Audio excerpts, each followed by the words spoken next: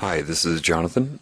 So this is going to be the next phase of getting out the information that I need to get out in this time slot of existence. What is this information for? Is this going to be information that you are to memorize? No. And you'll understand that later. What I need to do is make perfectly clear the essentials of creation. To call them laws or any word, I just, for some reason, I can't find the right word. To call them laws of creation, laws of life, completely misses the point. Because if you see it as some sort of rule and regulation that you have to adhere to, that immediately means you're disconnected from creation itself. And this is the state of the world. I haven't personally met anybody who understands it yet, completely. That doesn't mean they're not out there, but in my personal experience, I have not. And so, because of that, this next phase is required.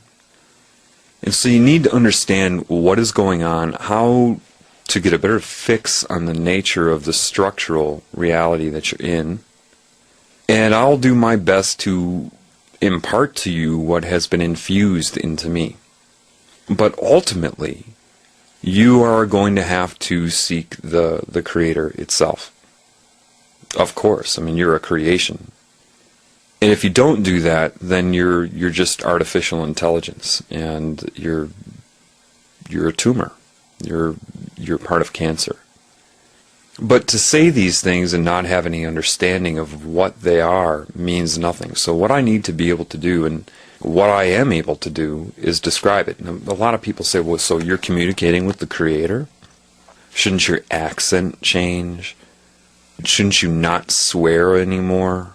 Listen, when you're dealing with the Creator, it takes what you have within your brain, your consciousness, your personality, your experience, and assembles it together from that for expression. Therefore, people thousands of years ago will express themselves on behalf of the Creator in the way that their personality was formulated then. So, you need to understand, individuality is a gift from life, from creation. That's why there's a huge attempt to get rid of individuality. If you connect to the Creator, you're not suddenly going to become me. What is the point of that? You only enhance your individuality when you come into communication with the Creator. You copy less and less and less, and you just become.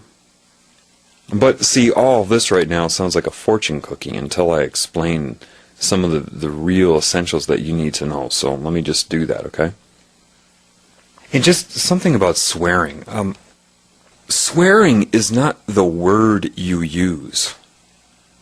It's the energy you emit. So could be a swear word depending on how I say it and what my intentions are with it. But you're all focused on structure, and that's the trap. That's the insanity. And I'm going to do my best to help you understand enough to make you realize that there is a creation force, that there is something you should be seeking. Most of my knowledge, is not from any book, any lecture, any video, any movie, any mentor. It is direct infusion of knowledge into me. I've had 2 Nobel Prize winning ideas that I know of. The second one last summer, or 2 summers ago, was that there are no neutrons in an atom. Now, I didn't read that anywhere. I knew it. I was able to deduce it, and that information was infused into me from the creative force. And I know why there are no neutrons. I can explain it.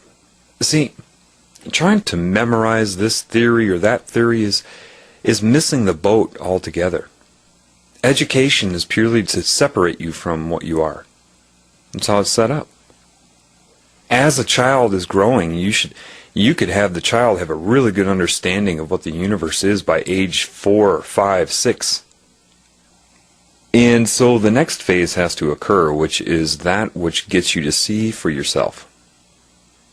The problem is you've been lied to about God, and you don't understand that yet. I mean, you may understand the sentence and the sentence structure, but there's so much more involved with that than most people can know yet. So what I need to get into is the very basics of reality as put into my being from that which creates everything, which is me. And you're like, what? Well, it's also you.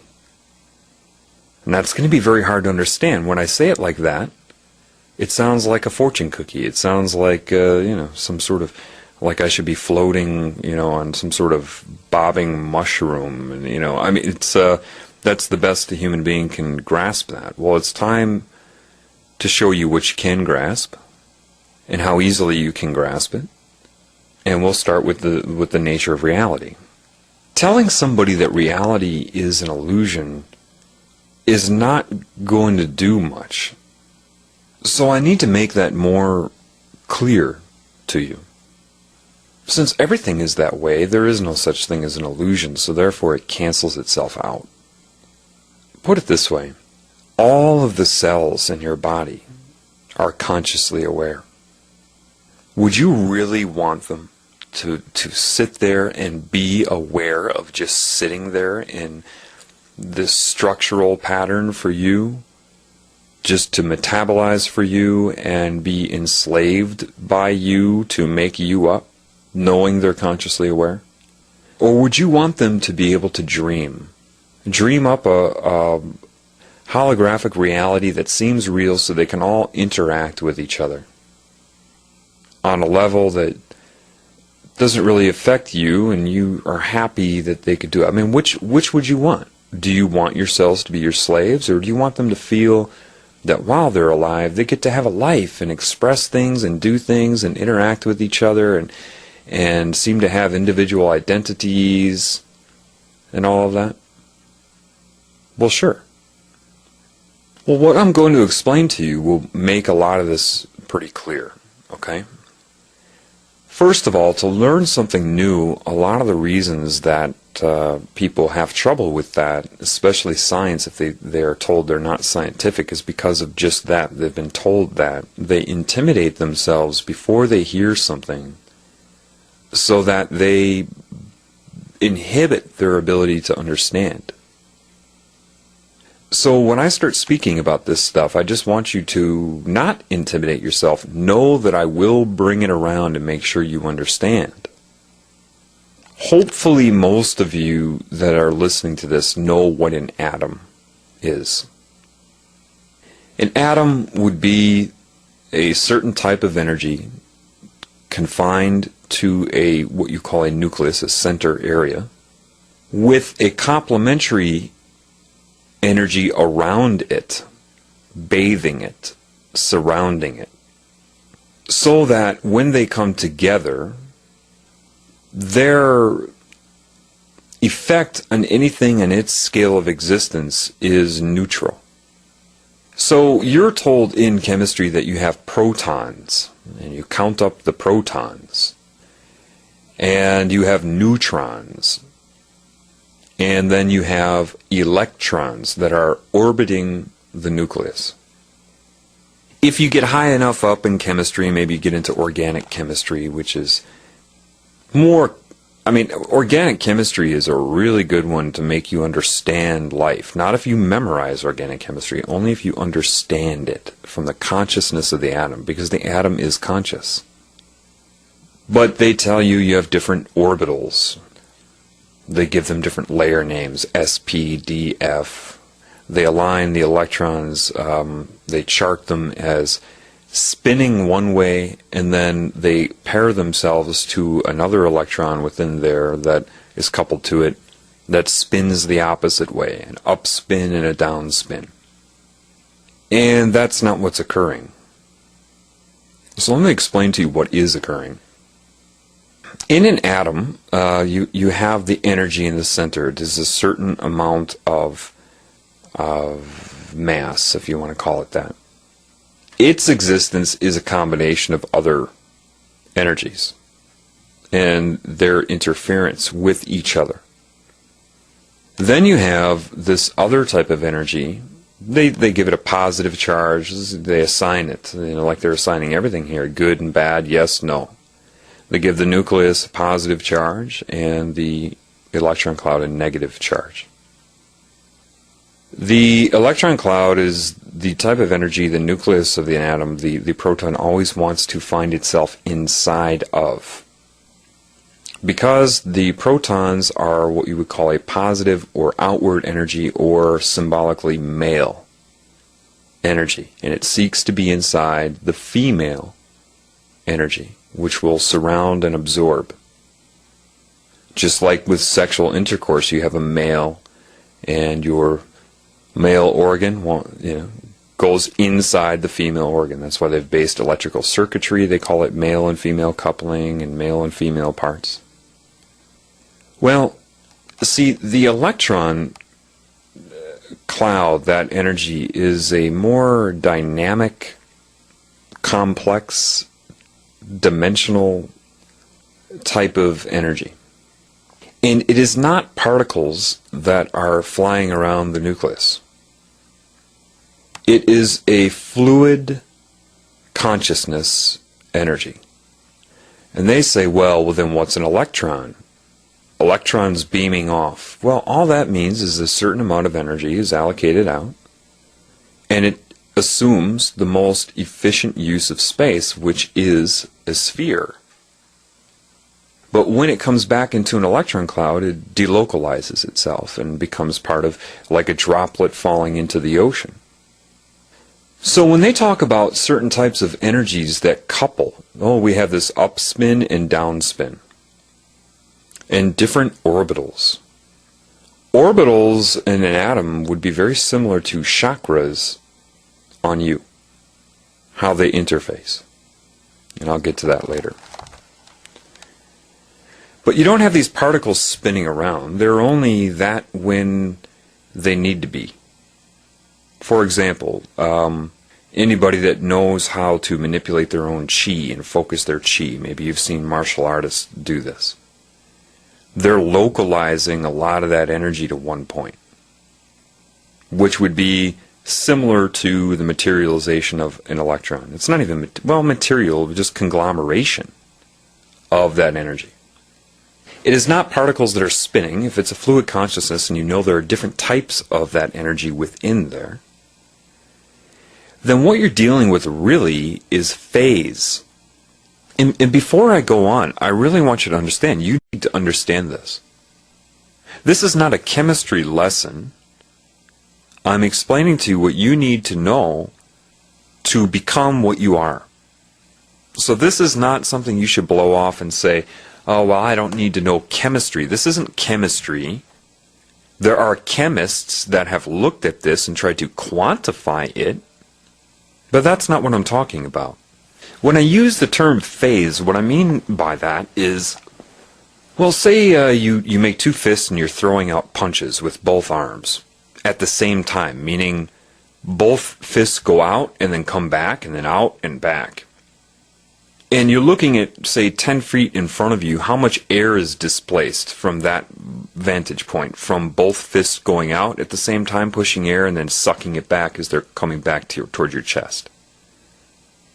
Compared to, say, if you alternate punches, where the left hand is out while the right is back, and then the right is out while the left is back, how much air is displaced 10 feet in front of you?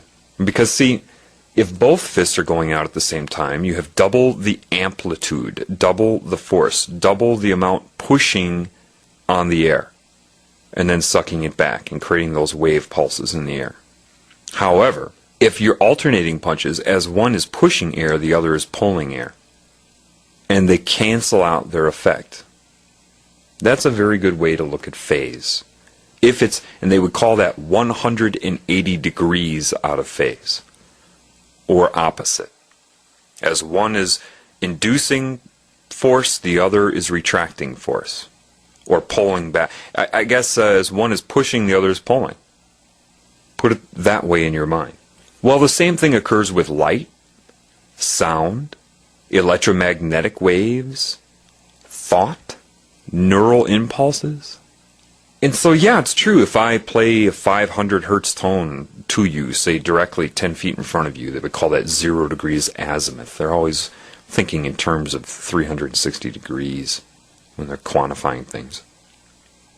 And say I play 500 hertz. What's really occurring is something is pushing and pulling on air, just like your fist is going out and back. It's displacing the air, but 500 times per second. And then you understand, if I were to put a speaker right next to it and play 500 hertz, same frequency, meaning the same speed, it's still displacing the air 500 times per second. However, think of it like fists that go alternating out and back, out and back. As one part of the diaphragm on one speaker is pushing on the air, like one fist going out and displacing the air, the other is pulling back. They call that compression and rarefaction when you're dealing with sound. Rarefying, meaning creating a void, compression, compressing it together. Same thing with your fists going out. Well, what would happen? If one is pulling back on the air while one is pushing, and they're both 500 hertz, so they're both the exact same amount of time, okay, the same number of cycles per second, but exactly opposite to each other, or 180 degrees out of phase, it's going to cancel out its effect on the air. You won't hear anything. And they call this phase canceling. Okay? Well, the same thing now occurs with the electron consciousness. It's vibratory. And so it doesn't have to be something that's pushing in and out. A frequency can be just the number of times something does something per unit of measurement of time. Those are interchangeable because time is a result of that. But think of it simply. So if you have part of the electron consciousness vibrating one way, and the other one that it's matched to is at the same amount of time per second, the same cycles per second, the same hertz, the same frequency, which is how many times per second it does what it does. It could be twisting back and forth, it could be oscillation, it could be, up, down, whatever. I mean, if blinking can be a frequency. How many times do you blink per second? How many times do you breathe per second? How many times do you think about your feet per second? This is quantitative. When you're dealing with a quantum, that's an attempt to arrest life. That's dealing with how much. That's why it's funny when I hear people that claim to be spiritual talk about how much they like quantum physics. That's all mathematics and formulas, and they may hear someone like, say, Deepak Chopra discuss quantum mechanics and reality and then feel they understand quantum physics. No, it's not the quantum physics you like.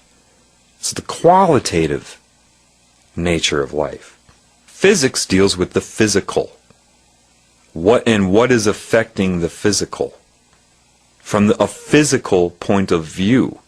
But anyway, in this consciousness of the electron consciousness, I don't even like to call it electron because that implies that it's a particle. I like to call it dark energy. Not that I am embracing good and bad, light and dark, and I'll get into that, but we'll use that as a better example.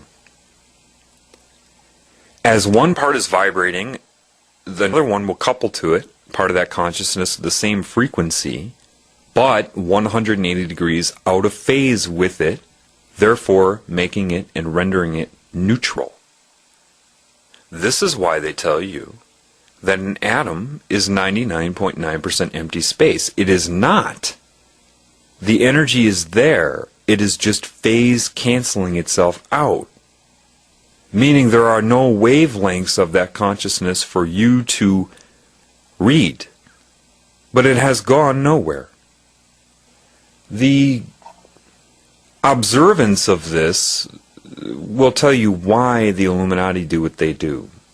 Trying to play God by always balancing an equation to try to seek neutrality. That's why they try to control good and bad. They're trying to balance a mathematical equation, and you'll understand that later as to why that is missing it. See, what they're doing, math is not life. And that's what they embrace: numerology, structure, geometry, mathematics, numbers. Quantitative elements. And because their point of view is that way, they are like, what's happening right now is like that cartoon of Bugs Bunny where maybe a leak will spring in something holding water, and he'll put his finger up against it, and then another one will spring, and he'll try to cover that, and then another one springs, and he'll put his nose up against it, and another one springs out. Every time they try to plug a leak, another one's going to spring out. Trying to arrest the nature of life with math. That's what's happening. It's what has happened. Let's get back to an atom, though, because this is very important. So am I telling you that there are only two energies in an electron cloud and they phase cancel each other out? No. It's just that which is paired with another one will phase cancel it out. So how does consciousness manifest then? Switching the phase to double the amplitude in a moment, materialization, and then switching back to phase cancel. It can pop up anywhere. And that's why a lot of people miss that. They'll watch a movie like What the Bleep Do We Know, it's called. And they say, an electron can be anywhere at any given time. No, it's a fluid consciousness. It can pop up anywhere at any given time by shifting phase and interacting. And it doesn't have to shift to exactly the same. It can be 45 degrees out of phase. It can just create the amount of amplitude it needs to create an interference pattern between the two energies within it. So what happens is, yeah, you have, okay, once you get beyond the first orbital, they say, okay, you need 8 electrons. 8 bytes to a bit in a computer. Let me explain something to you. When you see these UFO examples, and all these UFOs that look like light come into an organized pattern, and they start flickering, and everybody says, oh, look at the neat light show. What they're doing is communicating the same way atoms within a molecule will communicate with each other. They're shifting the phase to suddenly double the amplitude so that which was neutral suddenly lights up. And if you are on that frequency and that time scale of an atom, when the atom communicates with itself, it would look identical to the UFOs you see flashing and doing the light dance with each other. If you were on that time scale and that size and had the neural system to pick up the emittance, you would see it as that. And they're demonstrating for you right there the consciousness of a molecule and an atom. Now your mind works the same way. Interference patterns of certain amounts out of phase, turning on, turning off. So what's the deal then? Well, if you have half of this consciousness that takes on one characteristic, regardless of how many different variances you have of it, they all match the other variances in the electron consciousness and as it relates to the nucleus. Half of that consciousness, the awareness to make decisions and change what it is, to interact with the other part of itself, the other part of the electrons, to interact. Half of an atom's consciousness, then, is there for it to perceive itself as I, the atom. The other half is used for something else. When atoms bond to each other, and what a covalent bond is the coupling of the complementary energies within an electron cloud that take on different dimensions and different characteristics. This is why if you study enough chemistry, you realize it's not just straight lines. The first bond is very basic. The other ones take on different dimensional traits that cannot be explained if you're looking at it from the third dimension. But say you have a group of atoms that come together to formulate a molecule. the part of them that are involved with bonding are used because they're conscious. They complement each other and interfere with each other to create what's called a scalar jump. And that other half of the atom's energy is used by the molecule to see itself as I, the molecule, while each atom still has half of its own consciousness to see itself as I, the atom. So it is both. It is a group of atoms that still see themselves as I, but part of something, and know it, but maintain their individuality. And then you have a molecule that sees itself as I, utilizing the atoms. It's a different scale of existence. Then molecules can come together because they're conscious to formulate a tissue. Half of the consciousness of the molecule is used to see itself as I, the molecule. The other half is used by the tissue. Every molecule in the tissue itself, half of its consciousness is used by that tissue to perceive itself as I, the tissue. And all the molecules see themselves as I, the molecules, understand that they are we, the molecules, being used willingly, of course, by the tissue, because they still have their own individuality. And the atoms within the molecules still perceive themselves as I, the atoms, but also we, the atoms, that are being used by the molecule to see itself as I, the molecule.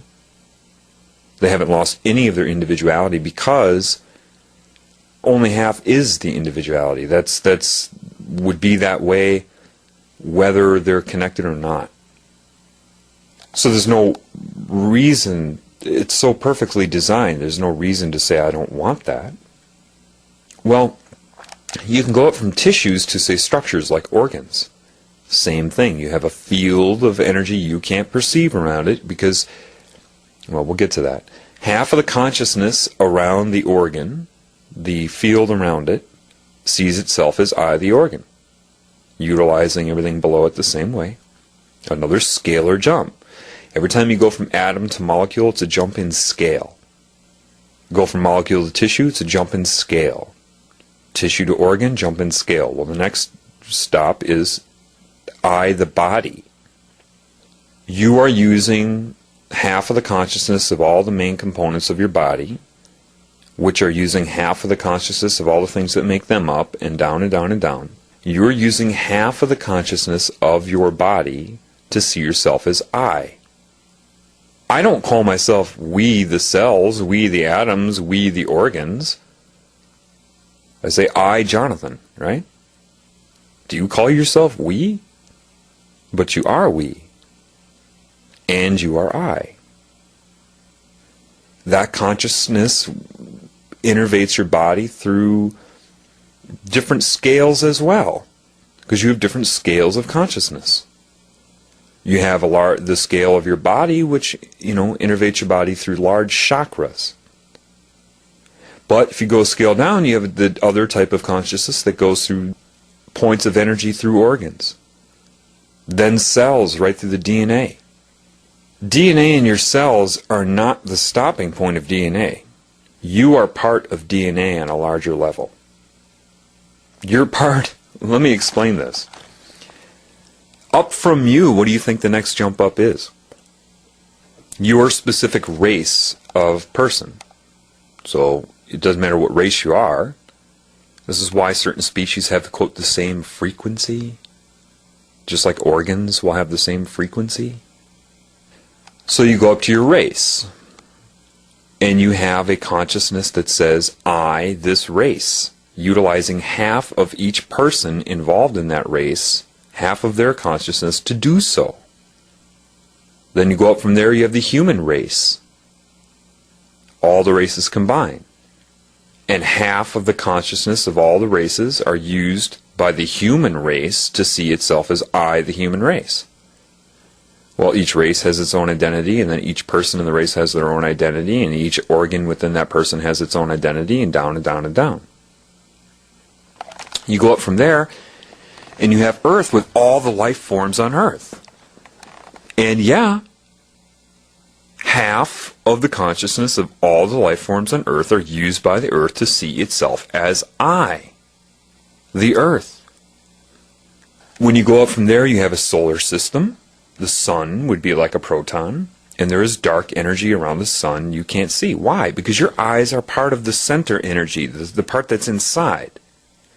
So it's interacting with the wavelengths of energy that correlate to that.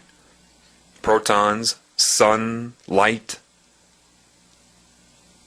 This is why they would say in a song, blinded by the light. We'll get to that. And granted, this is all just on this wavelength. This bandwidth of existence that you're in. This is not... I'm just using an example of the bandwidth of existence that you can see. So what's around the sun is dark energy. That's what's keeping it in. That's what's surrounding the sun. As the dark energy interacts with the energy of the sun, it neutralizes it and creates orbitals, and that's where you would have the neutral energy or state of matter that life can exist, and that's what you would call the neutrons. Neutrons are only the interaction between these two types of energies. The outward male, which is sun, again, same properties. That's why now you understand the Illuminati where they worship the sun, right? And they also worship the male phallus. Well, it's the same thing. It's the male energy. When they collide, you have that neutral point in between. If you go up to a galaxy, then all of the solar bodies in the galaxy would be the part of the, that dense cluster of solar bodies inside. It'd be like the proton. And then you have dark energy around the galaxy. Now you can look up a dark energy map, and what you're going to find is that it only surrounds galaxies and connects all the galaxies together. Just like electron energy connects all the atoms together to create molecules. You can't go from galaxy to galaxy unless you follow the path of the dark energy that connects them. But since it's all confluent and all one consciousness, then yes, you, if you understand that, can communicate to any galaxy, anywhere, and anything at any scale. So when you look at a galaxy, you see that the only place that life exists are the perimeter, the outward swirls. Right? That's the area that life can stand at. That's the blending of the dark energy and the galactic solar body energy. And so in the perimeter, that's where you're going to find planets that can sustain life. Earth is the same thing. Therefore, with this understanding, you know that the core of the Earth is like a proton energy, and there's dark energy around the Earth. When they collide, you get what you call the surface of the Earth. That's the neutralizing effect, the interaction of the two energies to create life on Earth. But it's only where it interacts. Therefore, by that knowledge, you can only conclude that the Earth is hollow. And the surface of the Earth is just where those two energies meet. Okay? Same thing with neutrons in an atom then. It is the interaction between the electron consciousness and the proton consciousness. And when they collide and have interference patterns and neutralize each other, then they call them neutrons. They cannot exist in and of themselves. That is just the interaction of the two energies. And you'll go up and up and up from there. And down and down and down. This is what infinity is. If you want to think of it as a graphical analysis, like a sine wave, think of you know what a sine wave is. If you don't, look it up real quick. Imagine the longest wavelength you can imagine. Well, we'll just make it simple for reference. Say it's a mile. All right, a mile long wavelength. And then you just, in order, get shorter and shorter, of existence of possible wavelengths, until the point where you get down to it's really close together, an inch Say the line you draw to represent that would be 1 inch thick, and the amplitude would be 5 inches, meaning how high it goes up and how low it goes down. 2.5 above the neutral point and 2.5 inches below, making 5. The node and antinode. Well, if you bring it close together like that, now it's only 1 inch apart, then a centimeter apart, then a millimeter apart, then a micrometer apart, a nanometer apart, and your line is 1 inch thick. It's going to look like what? 1 5-inch thick line. Because it's so close together you can't perceive its separation anymore. Now imagine that starting the longest wavelength ever. One huge 5-inch thick line going up and down, and its amplitude would be 5 feet.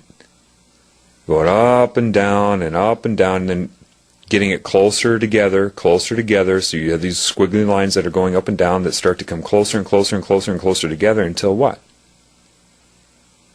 It's so close together you can only perceive it as a 5-foot thick line.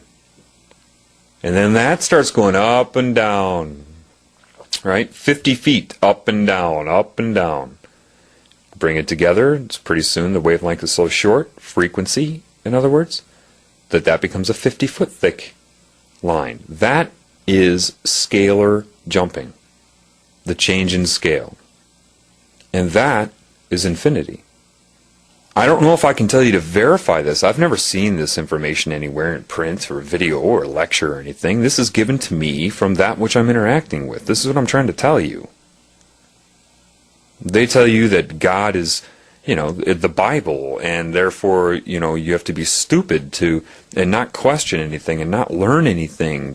No, the Creator knows all. It creates everything, and it's more than willing to enhance your life and give you knowledge and allow you to maintain individuality. It's what it's all about. You become anything but stupid when you connect to the Creator. I've had light explained to me. Why is it particles and wavelengths? I know why it is. Exactly why it is in my head. There is no explanation out there. Scientists bumble around that. Well, it's either particles or wavelengths depending on how you look at it. No. I know exactly why it is. I'm not going to get into that now. See, the beauty of individuality is, how does the Creator communicate with me? It takes what I know and things that I've encountered in life and then assembles those things together correctly to create a thought that I understand. And if it's information that has no words yet, if it has no, I've had no experience with it, it still puts the knowledge in me, and then I'm directed to see something in life that I can extract a metaphor from to explain what I know. That's how it works. It doesn't change your personality. It has no interest in that type of control. There's only one energy that has interest in that type of control. And that's what we got to get to next. Okay, what is cancer? Well, what is it? People can assess it and, they can say, well, it can be a virus that inserts an oncogene, which is a cancerous gene in there, or a vibration that triggers the turning on of an oncogene. Or, you could sit in ultraviolet light and, or have some sort of damage done. And there are different repair mechanisms of DNA. You have basic repair, but if the damage is too bad, you have what's called gross repair, and it just starts inserting base pairs of DNA, and sometimes it's incorrect. Usually the cell dies, but occasionally a cancer gene is created. Trauma can create cancer. What happens? Well, an oncogene, what is that doing? It's transcribing, as they know, an enzyme that renders the cell immortal and causes it to metastasize and try to take over the body, to grow and grow and grow and grow. The cell has a normal life cycle that it goes through. But cancer violates that with immortality. But that's just what it's doing. It has nothing to do with why. It is only what.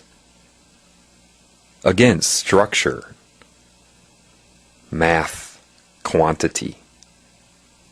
If you know a cell is conscious, and DNA is its system of how would you look at DNA? The same way you would look at the components in your body. That's part of it. It's the structure, the brain. My comparison of the DNA, what I contribute a lot of DNA to, would be the liver in the body. Liver has twice the DNA of all the other cells, and it produces over 90% of your blood plasma proteins. It's involved with so much. That would be a scalar jump of DNA to me. The liver. The liver is the most alive organ in the body. The brain is the most dead. The liver can regenerate. Your consciousness is not so much confined to the brain.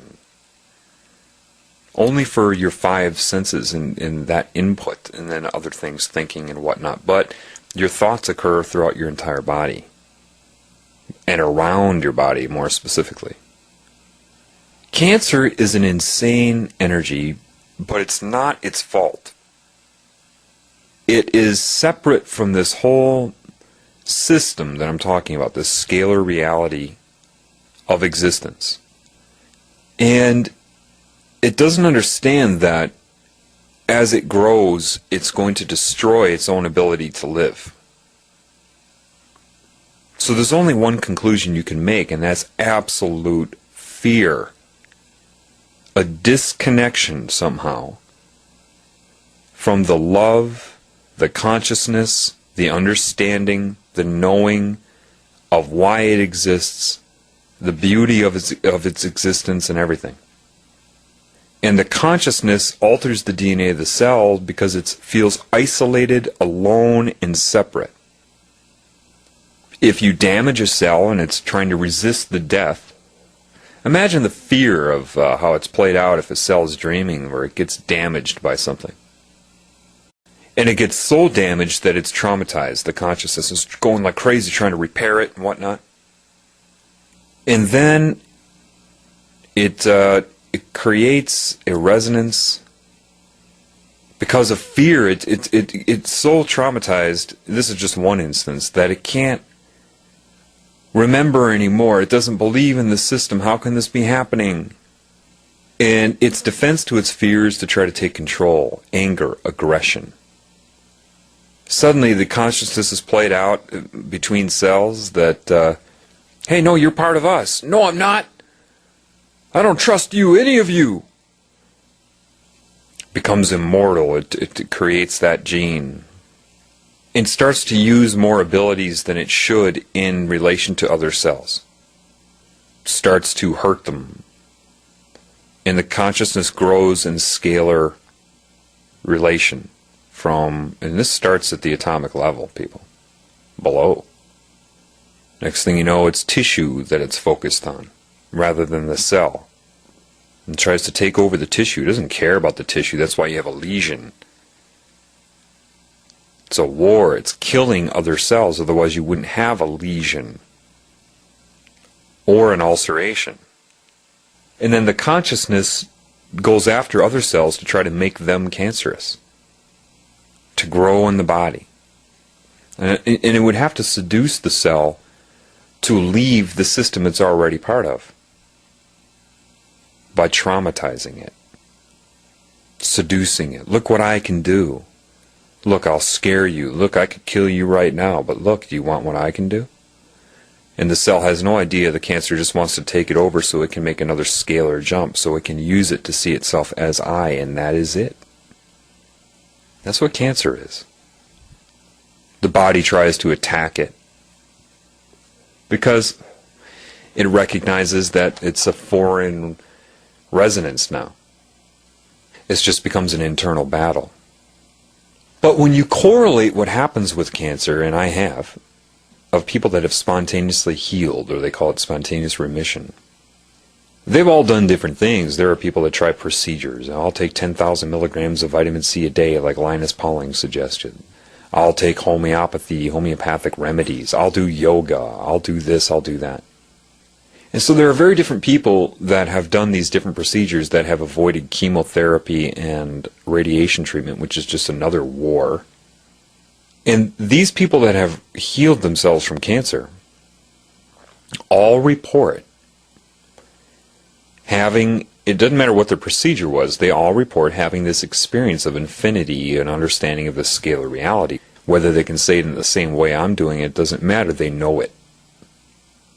And they try to express it to people the best way they can. I just knew I was part of a whole loving system, a perfect system.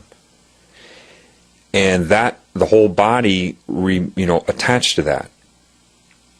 And that was used to convince the energy animating the cancer cells that, hey, you were part of me. I love you, man. There's nothing wrong. There's nothing to be scared of. I'm sorry this happened. It was nobody's fault. Come back. And finally what happened is that energy made that leap of faith within your body, came back to you, everything was fine, the cancer cells are shed, and when this spontaneous remission thing happens, it can happen in 24 to 48 hours. It's like snowballs melting on a stove. Tumors just go. No chemicals can do that, no medicine, no chemotherapy, no radiation treatment, no immune system. This is something different. And cancer is something different. It's separation. When the cancer recruits other cells, how does it do it? Ultimately, it uses all the tactics to scare it, intimidate it, seduce it, entice it. What ultimately happens when it becomes a cancer cell is what? Well, remember, each cell has its own consciousness, and part of that consciousness sees itself as I, and the other part is utilized by you to see yourself as I. Or the organ to see itself as I, that type of deal. Cancer disconnects it from that and plugs into it, so it still has its own individuality, but the other part of it is used by the cancer consciousness to see itself as I. It unplugs you from the cell, from you, and plugs into the cell to see itself as I, and that's what a tumor is. Now, your cells obviously are connected to you in more ways than just consciousness. There are other dimensions, other realms. When it becomes overwhelmed by cancer, it forgets that until people have this scalar, this event of infinity, of understanding. That's the connection to the Creator, the love. That which created everything. And your beacon of a problem is responded to by the Creator. Now here's the deal. Time is related to scale as well. Time for an atom is not the same amount of time for you. It's vibrating way too fast for you to perceive. So even time for, like, say, a fruit fly. Oh, it only lives 24 to 48 hours. What a short life. Well, not to it. If it's on a different frequency, a different scale of existence, that could seem like a much longer period to it. That's why man has trouble trying to swat a fly. Oh, that's because it has a neural strip on its abdomen, and so it just reflexes, it has a reflex to your movement and displacement of air. No, you're moving really slow to that fly. And because your relationship of time relates to your perception of depth, if you're on, say, one side of a room that has a 15-foot distance between two walls, and you look at that, you perceive it in relation to your frequency of existence, your relation to time, and that's how you perceive depth. It will take me 2 seconds, 3 seconds to get to the other side. However, a fly looks 15 feet across the room, and its relationship to time, its relationship to depth is different. Even though it may arrive there faster than you, it does not seem that way to the fly. It sees it as a very long distance away compared to how you perceive it. Imagine being a giant that's 800 feet tall, standing on top of a mountain. Well, how far apart would those mountains really seem to you if you were that big? Much closer together than you would perceive it as your size, right? But say you were able to run to the other mountain, or somehow move yourself with wings faster than the giant could get there. Or observe the giant walking from mountain to mountain as a human and seeing a giant that big. It may look really slow to you, but its perception of time is just normal. It's just right. So you would appear to be really fast to it. That's why larger things may appear to move slower, but from their relationship to time, they're not moving as slow as you perceive them to be. So even something like a cat will have a slightly, just a slightly different perception of time than you. You are slower to your cat than it is to you. That's why a cat is more able to quickly grab a fly out of the air.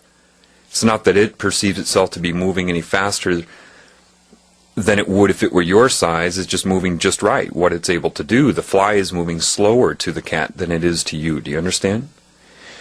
And so what this creative love force, I'll call it God, okay? It's easier to just say God for now. That's not what it is, but I'm just going to call it God for simplicity.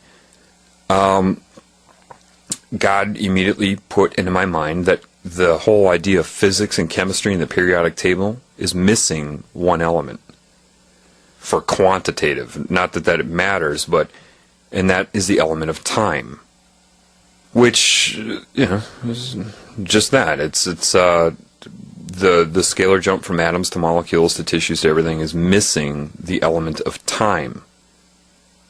Why am I telling you this? Well, so if you know that, then if you go through some sort of cancer in your body, and even if you have a spontaneous remission that took 48 hours, amazingly fast for the tumors to dissolve, from your cell's point of view, that was not 48 hours. That was a long, drawn-out process. And then when the spontaneous remission happened, it was just as instantaneous for the cells as it was for you, and that's the true nature of love and God, is that it's instantaneous. It will have a scalar effect all the way down. The cancer was healed immediately. The process of shedding the cells is like cleanup after the other energy abandoned those cells. That's all that is. The cancer, when it healed, was instantaneous. Everything else was just cleanup in the body's, getting rid of the tumor. What is occurring right now on this level is cancer. You have a consciousness. Let me just back up here so you understand some of these things. Why am I saying it the way I am saying it?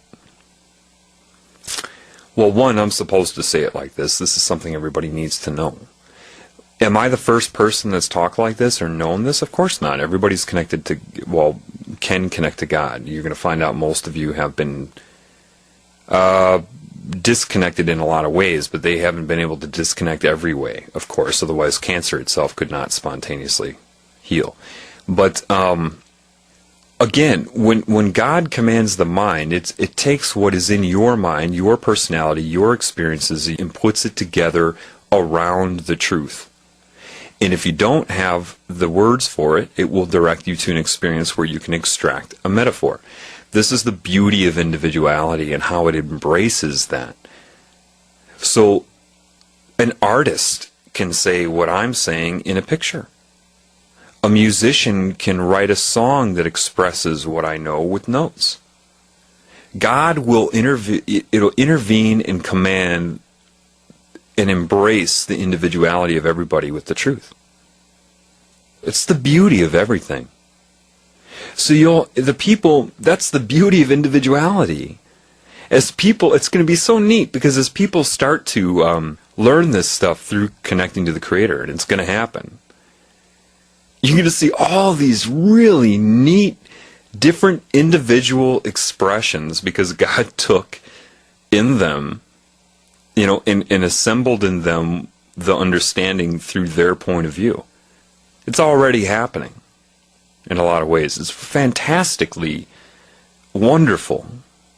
And it's going to go against this whole idea of cloning, getting everybody to dress alike, talk alike, act alike, think alike, all of these things. That goes against the nature of God. God wants that individuality. Otherwise, everything's boring.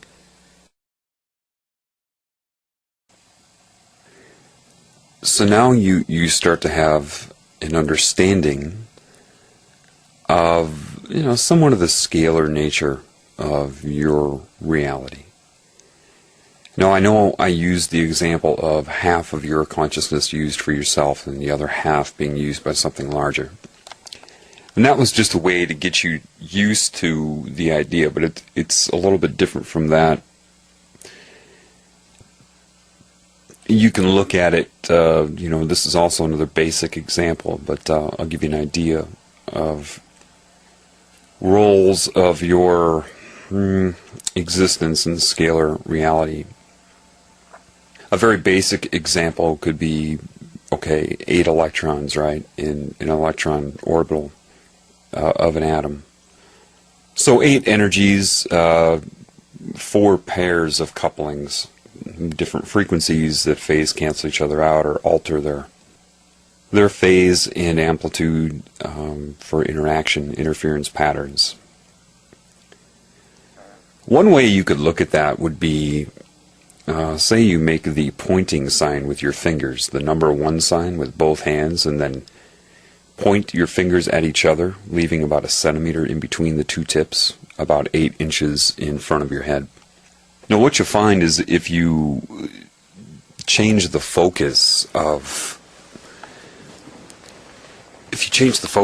your viewing that, you can change it so that it appears as if you have 2 fingers and a floating little finger in between them. What is that really? They're both transparent as far as your focus is concerned, but when they interfere with each other, it looks like there's a piece of mass there. That's how your eyes are seeing it. And that's a good example of interference patterns, of standing waves. It's basically what your body is, a combination of all kinds of standing waves, of interferences, of different parts of the energies. But you'll find if you do that, and you hold your fingers that way, and you see the finger floating in between your right hand and your left hand, you don't have to move, you don't have to change anything other than your concentration, your allocation to how you're going to perceive that. And with focus, you can learn to see just your right finger in right hand, without changing anything, without moving anything, or anything, just change in perception. Then you can see your left hand.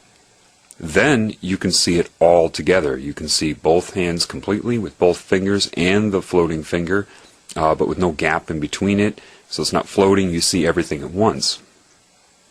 So that's 4 different ways to see the same thing from this fixed point of view. That could be a good analogy for consciousness of your scalar relationship. It isn't exactly like this, but generically as a model, you could see your consciousness then, rather than now seeing it as half for you and half for that using you, you could see it as the floating finger, like the first example. That's what everybody's locked into right now. They see themselves as the floating finger, not knowing that they're an interaction between 2 different types of energies. Alright, that's what everybody believes. They believe they're this floating finger and have no comprehension. Imagine if your floating finger, when you do that, was self-aware, had no idea you were the one intending to do that, that you were holding your hands that way, it just saw itself as the floating finger, without any comprehension of how it's there or why it's there. But if you weren't attacked like this, and you were operating correctly, you would also be able to see yourself, for example, as, say, we'll just use the right hand where you can shift it to where you see the right hand and finger, which would be seeing yourself from the consciousness point of view of the components that make you up, and down and down and down from there. Shifting to your left finger, metaphorically, could be seeing yourself as part of something larger. And then the final completion of the valency of an orbital of an atom, which would be having 8 full electrons, you would be allowed that 4th point of view, which is seeing everything or being aware of everything at once if you choose.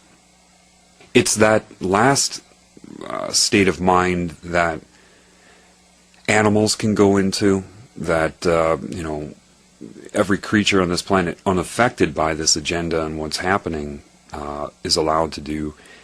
People that have spontaneously healed from cancer have gone into that mode, and so it had, of course, a scalar effect of the consciousness making them up and their relation to higher, and so the energy animating the cancer cells realized, disconnected from those cells, rejoined your energy, and then those cells are shed. You start to understand then what is matter.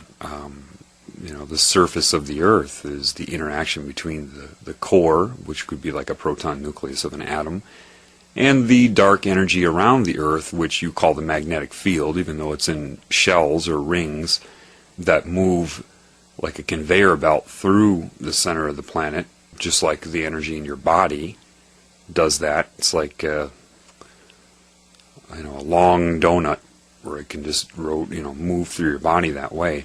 Well, the Earth has the rings and orbitals of dark energy around it too, so the orbits around the Earth are already there. That's what the moon is in. What are the different atoms, though? Well, what are the different life forms on this planet? You see, say you took your hand and put it into a sandbox and scooped up some sand. And let's pretend that sand is the proton energy, the ignited energy, the male energy. When I say proton energy, to me it means protons, or that energy in a nucleus of an atom, the core of the Earth, the sun, the collection of solar bodies in a galaxy with dark energy around it. That's what I mean. That's the material mass. And so your eyes react to the energy that would come from the center, energy that comes from inside this female consciousness energy. Female, not gender, just nature. So you pick up some sand, and your hand would be metaphorically the dark energy that interacts with that sand. You can't pick up more sand than your hand can hold. So say you have a very complex amount of frequencies in this dark energy around Earth. Each different wavelength, if you break it apart into individual waves, you have a complex waveform, and even this whole concept of Fourier transforms, I'm sure it was an understanding of this. My voice could be broken apart into individual sine waves. Well, so each one is interacting with the energy emitted from, say, the core, and each frequency or wavelength is just that. It's how much is interacting. So it'd be like scooping my hand and grabbing this amount of sand and whipping it somewhere, and then scooping more, and it's always pretty much the same amount, right? Because that's what my hand can carry. Forget about a heaping pile of sand, but just say I grab the same amount every time because of what my capacity is. Well, if you have a longer wavelength, you could consider that as a larger hand, or say a shovel now that goes into the sand and grabs more of the sand. And then, a garbage can goes in and grabs some sand, and fills it up. It's how much is it's how much of the dark energy in the specific frequency is interacting with this center energy, creating an interference pattern. This is where atoms come from. Well, gee, why would we have a huge, heavy atom, and why would we have smaller atoms? And then the atoms themselves are complex waveforms making that up. So when you're dealing with all of the parts of the interaction, then you would be dealing with frequency and amplitude, or the wavelength and amplitude. So now you can start to consider things like, is the sand in my hand heaping or not? For example, the color red is the color red. How intense that color is depends upon the amplitude. Are you picking up a heaping scoop or not? That's what waveform interaction is. So you understand that the basics of it would be the size of the interaction. I see it in my head. It's very hard for me to say verbally, though. You have a complex waveform interacting with another complex waveform, and infinite complex waveforms interacting. Then the amplitude would be, in the case of a hand picking up sand, is it a heaping pile, or is it just a leveled off pile? This is the very nature of your thinking process. Amplitude and interaction of wavelength. It all comes down to that. You start to understand this energy is in frequency. Now, so is the energy in the proton nucleus. So is the energy in the sun. The sun has very basic components in it, or wavelengths.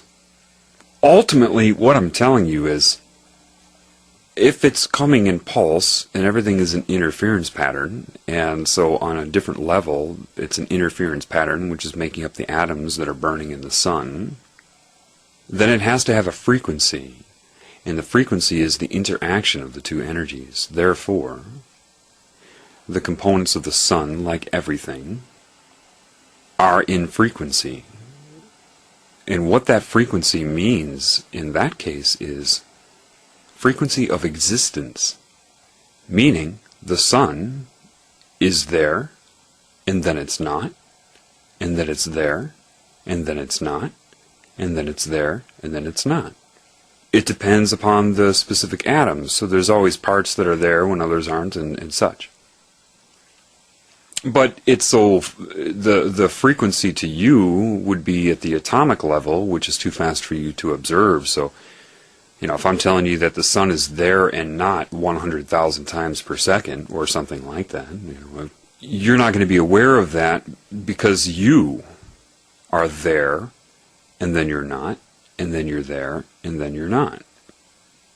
But why wouldn't you notice that? Because every component you're locked into as the floating finger is built upon that groundwork. If I took a wall and was able to vibrate that wall, say in your home, back and forth, 1 foot back, 1 foot forth, 1 foot back, so the distance of movement, and did that fast enough, you could just go lean up against that wall and you wouldn't even know it was moving. The wall would appear to be 1 foot thicker than it is. You wouldn't know. If I start to vibrate it to the point where you get to the threshold of your very vibration as a person, then you can't assess that. So this is where did I learn this? Again, you need to understand. Did I read this somewhere? No. Did I watch a lecture? No. Was it a professor or teacher that told me? No. Did I find it anywhere from information in this realm? No. Sitting in the backyard in the summertime underneath a tree. You see, the problem with religion is you all equate that with God somehow. And it works well on intelligent people, which are what they want to get rid of, because they see the people that are brainwashed by religion and equate that to God and think, well, gosh, if these are the people that believe in God, I can't believe in God. Because they don't think I ask them to explain it to me, and they can't give me an answer, and then they abandon the whole thing altogether. The creator of the universe is anything but stupid. It is everything there is. And you cannot connect to the Creator via religion. It's impossible. So I asked a simple question. I said, okay, well, explain light to me then. Scientists say that light is either particle or waves, depending on how you look at it. It put into my mind, making me understand, okay, look at the sun. Now you know, as it's dealing with me, not in words, you can't understand the communication until you understand the command of love. The sun, make it very basic for you, okay?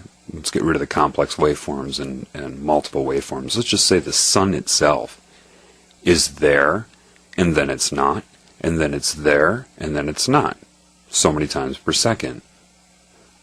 Well, what that means then is it's when it's emitting light, that is also in pulse, because the components that make it up are there and not, and there and not.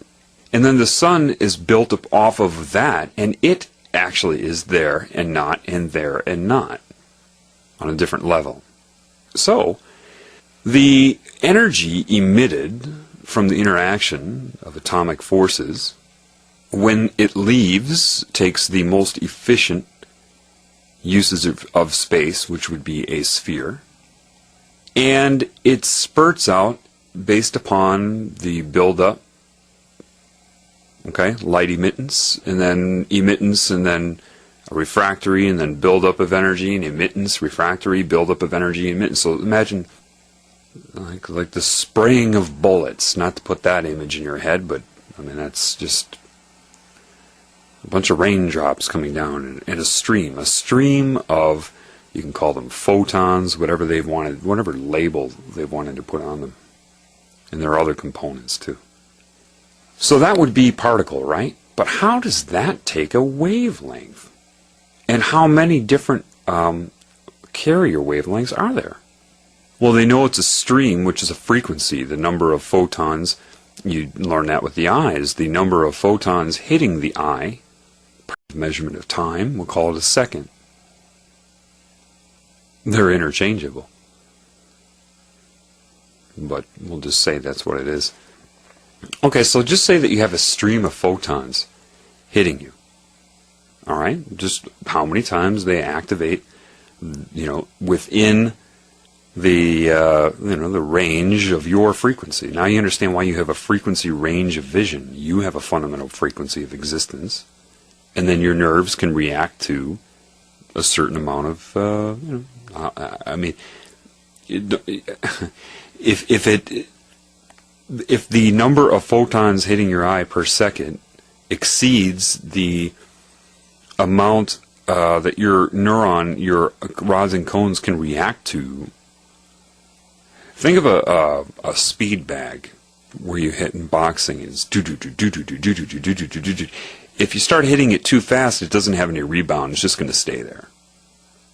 And because your sensory perception is on, off, or frequency, and how many times that happens per second, if it just is too fast or too slow, too, few times per second, you're not going to perceive anything based upon your core vibrational state.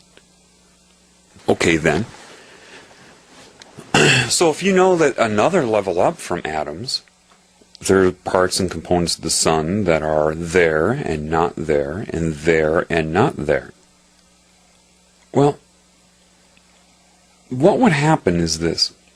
You see, when light is emitted from that reaction, it is slowed down right away through a certain amount of resistance of the dark energy.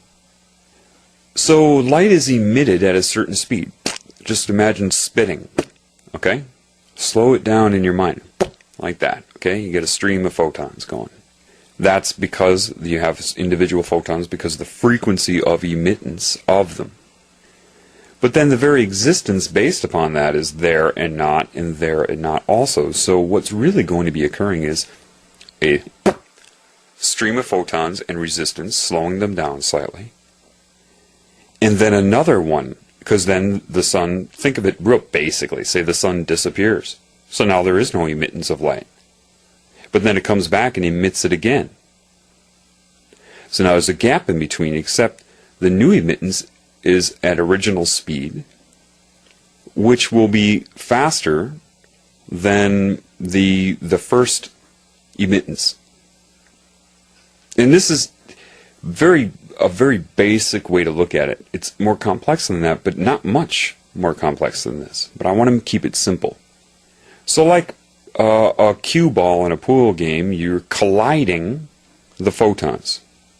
And so picture in your mind this new stream coming faster, and then the photons and the lead photons collide with the rear photons in the first emittance. And what happens? Like pool balls in billiards, they collide off of each other, and one goes back or is slowed down. It depends on your point of view. And the other is pushed forward.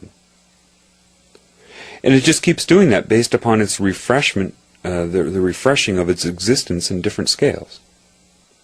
So then my question of, then polarized glasses. I said, sure. The ones that collide outside that plane don't make it through. They get cut off a little bit. Not completely. They'll make it through the other lines, but it will be not in a frequency you can detect, because it alters its stream.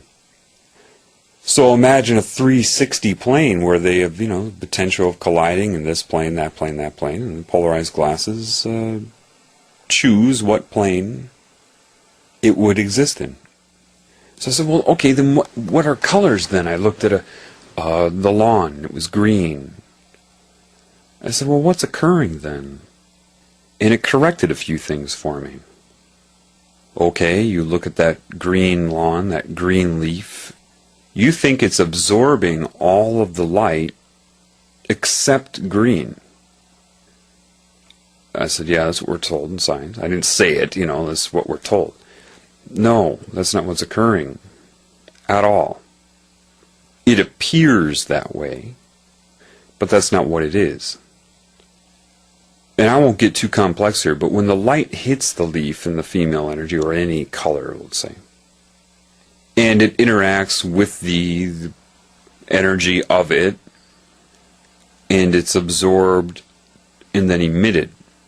Well, same deal of emittance, but what you're looking at is the frequency of existence of whatever the color is. So the reason the leaf is green is not because it's absorbing everything but green. No, it is reflecting all of the light, but it's reflecting it based upon its frequency of existence. And it started to make sense to me. So it's, say you have a giant tennis racket, and you spurt a constant amount of balls. Like, say the tennis racket has a 30-foot diameter. Okay, and that's how big the head of the racket is, and you have every given second you've got 1,000 balls coming at it, and it's a constant stream of these balls, say, so they're just constantly coming. But the racket has to go back and then forth and back and forth, and as the balls are hitting the racket, when it's moving back, they're not going to be rebounded the same way as they are as the racket is moving forward to the constant stream. You can sit in the swimming pool and the water's just there, and you can make a splash, but the splash is dependent upon your hand moving forward and hitting the water. Same thing with light. Same thing with reflection of light. It's the existence. It's there to reflect it, and then it's not. And then it's there, and then it's not. So the question then that occurred in my mind, well, why would a darker color get warmer in the sun than a lighter color? What occurred in my mind through this interaction was the idea that, okay, well, remember, you are in a bandwidth of existence. Every color that you perceive is a vibration that you are perceiving. If it can reflect light, or more specifically, be seen by you, it's in your bandwidth, and therefore in the bandwidth of interaction of light. But there's other wavelengths of light energy or electromagnetic energy that could heat something up, of course, you already know that. If a part of what it's heating up is within the bandwidth of excitability or able to make an interference pattern reaction. You just have to really slow it down in your mind. And say a black color in the sun, its vibration is slower sometimes. Why do I say sometimes? Because, see, what you perceive as black, once you get below the frequency of excitability to your rods and cones, anything slower than that will be perceived as black to you, but it doesn't mean it's at the same frequency. There can be many things perceived as exactly black. All that means is it's no longer stimulating your eyes. White would be the most intense stimulation. But what if something was vibrating so fast that it could not be perceived by your eyes? It'd be black again. Or, in that case, transparent. But you've got to understand, when you look at the sky at night and you see the stars, sure, but what about everything in between the stars? You perceive it as black, right? But it's not black. It's not absorbing light or emitting the color black. It's just lack of stimulation. That's why you perceive it as black. If it's vibrating slower, though, in this realm, if you have something that's at a slow vibration and that's why it's black or very dark, it's like hot potato. Okay, I'm going to hand you a potato and it's burning, okay, and you want to get rid of it as soon as possible to not absorb the heat and cause a burn. The faster you get rid of it, the less it's going to hurt your hand, right? The longer you hold on to it before you throw it, the more heat you absorb into your body. That's what it comes down to with really dark colors absorbing heat. And you can mix and match vibration. If something's vibrating faster and you want to absorb heat, what do you have to do? These are questions you need to think about. I really want you to start considering what I'm saying. Don't memorize it. Think about it. How does a microwave work then? It's a higher speed. Why? Because it's hitting you, it's bombarding you more, and so you can't reflect it. You're forced to absorb it based upon your vibration. It would be the same thing, okay, if you want a wavelength directed at you that would burn you, well, if you lowered your vibration, you could lower that wavelength or that frequency in a correlatable way to you to have the same effect on you. If you lower your frequency to a certain amount, you could lower the frequency that is being directed at you to have the same effect, as long as it's proportional to how much you've lowered your frequency. The only reasons microwaves tend to heat things up here is just the things that you're perceiving. If something's vibrating faster, it's not going to heat it up as much. Based upon that, I mean, I haven't looked it up yet, but I'll put myself out there. I can predict, based upon my knowledge of reality, that cold water will heat faster than warm or hot water. Or, in other words, it will absorb heat faster, proportional to its own vibration, its own vibratory state. Anyway, so you understand that. Then the idea of, okay, well, how do they use colors against you then? My connection to this intuition, which is connected to life itself, gave me the answer.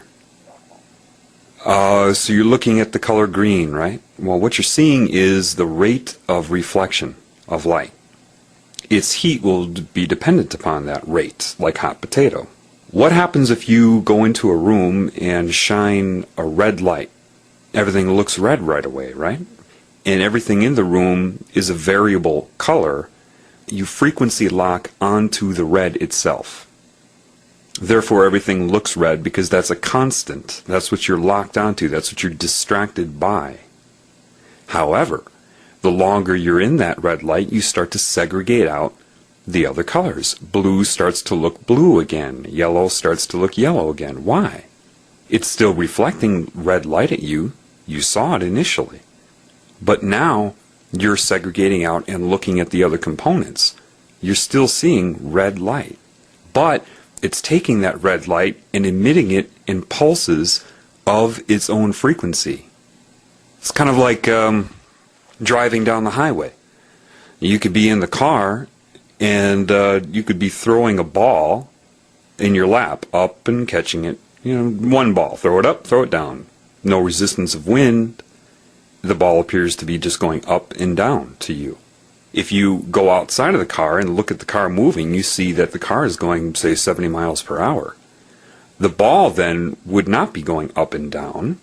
It's actually making an arch over, the speed it's going, 70 miles per hour, from the moment it goes up from your hand and comes back down. But then if you go off from that, you see the Earth is spinning, and it's actually not going in a straight line arch, but it's spinning. And then if you go back from that, the Earth is going around the sun, blah, blah, blah. This would be the segregation of detail. This is the very fundamental concept of a carrier wave. If you listen, and I've said this before, if you listen to a radio station and say it's 100 megahertz, you're not listening to 100 megahertz, a 100 megahertz sine wave. You couldn't even interpret that with your ears, but say you could. That's not what you're hearing, that's the carrier wave. And embedded upon that is the audiogram of the music. Well, when you're sitting in a room where you're shining a red light bulb, when you start to notice all the other colors again, if you put on those amber vision, it's a different thing, but if you put on, yellow tinted sunglasses, after a while you start to see color again. Okay, so if you're looking at a blue color with red light coming off of it and you start to perceive it as blue, what's happening there? Blue is now the carrier wave for red light. It's red light in its own pulse, but it's being, like the tennis racket, it's being emitted at the frequency of existence as the color of blue. Blue is the carrier wave. So now you can start to understand something, because you've seen this your whole life, but you haven't been putting it together, right? The information has been available to you, but you haven't connected to you. So you just have ignored it, right? We all have. But the people running the planet have not. So you can start to imagine now the usage of color. If you understand this very basic principle, that if I shine a blue light onto a red object, at first it appears to be blue, because you're getting both. It's what your brain is decoding. So with television, if they get you focused on the moving images, the macro picture, that which is embedded upon the light emitted at you is a secondary source of information. But they've got you looking at all the distracting things on TV, so your brain is not decoding the stuff embedded upon the light coming off the TV. You're looking at the picture. This is identical to what's going on when you shine a blue light onto a red object and you see the object as red. They alter your brain waves with television through frequency so that you don't decode as readily or notice that as readily because you're too distracted. All the manipulation, a lot of it's based upon this principle. What you can see, what you can't see, what can be hidden from you. And now you start to understand that if you don't have this knowledge, then if somebody tells you that the television is programming your mind, you laugh at that. And it's very basic, isn't it? You understand it now, don't you? I mean, to some degree, you feel like you understand it. Yeah, it's really not hard to understand, and that's where I want you to really pay attention. Pay attention to what is happening to your confidence level. What do I mean by that? You didn't know this before I told you, right? But you know it now. How long did it take you to have this open up in your mind? Are you a stupid person? Well, do you or do you not have a better understanding? In how short of a time has this been out of your whole life? Are you stupid? Or did someone just not explain it correctly to you? You're not stupid. If you understand the concept of what I'm saying, you don't need to memorize it. I'm not going to give you a test tomorrow on this. What I want you to do is understand it as I'm saying it. If you can do that, then you have to make yourself aware right now that you can learn. Think about it. If you understand it, I didn't make that happen. All I did was tell you. Whether you understand it or not is up to you. It's up to your capabilities. Do you hear what I'm saying to you? So if you don't tell somebody the correct information to allow them to observe their own brain working throughout their entire life, or have it work in irrelevant, useless data sets, school, you disable that person. Do you have a better understanding of how color affects you? Well, color is a frequency, right? Okay. Well, you are a frequency. Your brainwave state is a frequency. If I stimulate you with a color, and it has a certain frequency, it's going to react with your body because you can see it. That means you are in the same bandwidth of existence. Anything you can perceive is within your bandwidth. Therefore, its vibration can affect you. That makes sense, right? Otherwise, you wouldn't be able to interfere with it. You wouldn't be able to interact with it. Well, meaning, so you can hear on average from 20 hertz to 16,000 hertz. So you can interact with any sound vibration between those 2 points. Anything within there, it's fair game. Your ears can sense it. Right? Okay. It exists, you exist on that level. So if I stimulate you with a color that you can perceive, that means it's in a vibratory rate that your body can exist in, including your brain. So if yellow, now you understand yellow is a frequency of existence, emitting light, reflecting it when it's there to reflect it, no matter how many times per second that is, or frequency. Then your eyes are hit with pulses. Those pulses go through your optic nerve, through your brain stem, and then constantly streaming into your brain. Your brain is electromagnetic. Every time a neuron depolarizes, it emits electromagnetism. You have this balance shifting of, in the brain it would be, potassium, sodium chloride. As they switch in and out, it creates this change in electronegativity, which is an electromagnetic wavelength. And I'll get into that a little bit later. But that can affect nearby neurons and nearby nerves. Okay? And they call that entrainment, brainwave entrainment. So if you get a constant frequency coming into your eyes, it's going through your brain. Okay? The higher the amplitude, the quicker it happens, but that will start to make your brain oscillate on that frequency. Why? Because you're experiencing it, your brain will adjust to it. However, what if someone can find the certain frequencies for different emotional states? Not hard at all. And then find the color that correlates to that emotional state. It's a two-ended stick. If you stimulate somebody with the vibration of, say, anger, then you can make them start to feel angry. If you've had thoughts that have made you angry, they're linked to a vibration. If you have those thoughts, you create the vibration. However, if you infuse the vibration, you can bring those thoughts to surface. Do you see? This is how you can get a country riled up to go murder children in Iraq. You can, because they're bound to emotion and to structure. You can do it with sound, sight. TV uses both. And then embedded upon that are as a carrier wave are the things you're not perceiving at all that are also entraining your brain as a secondary wave, or tertiary, or quaternary.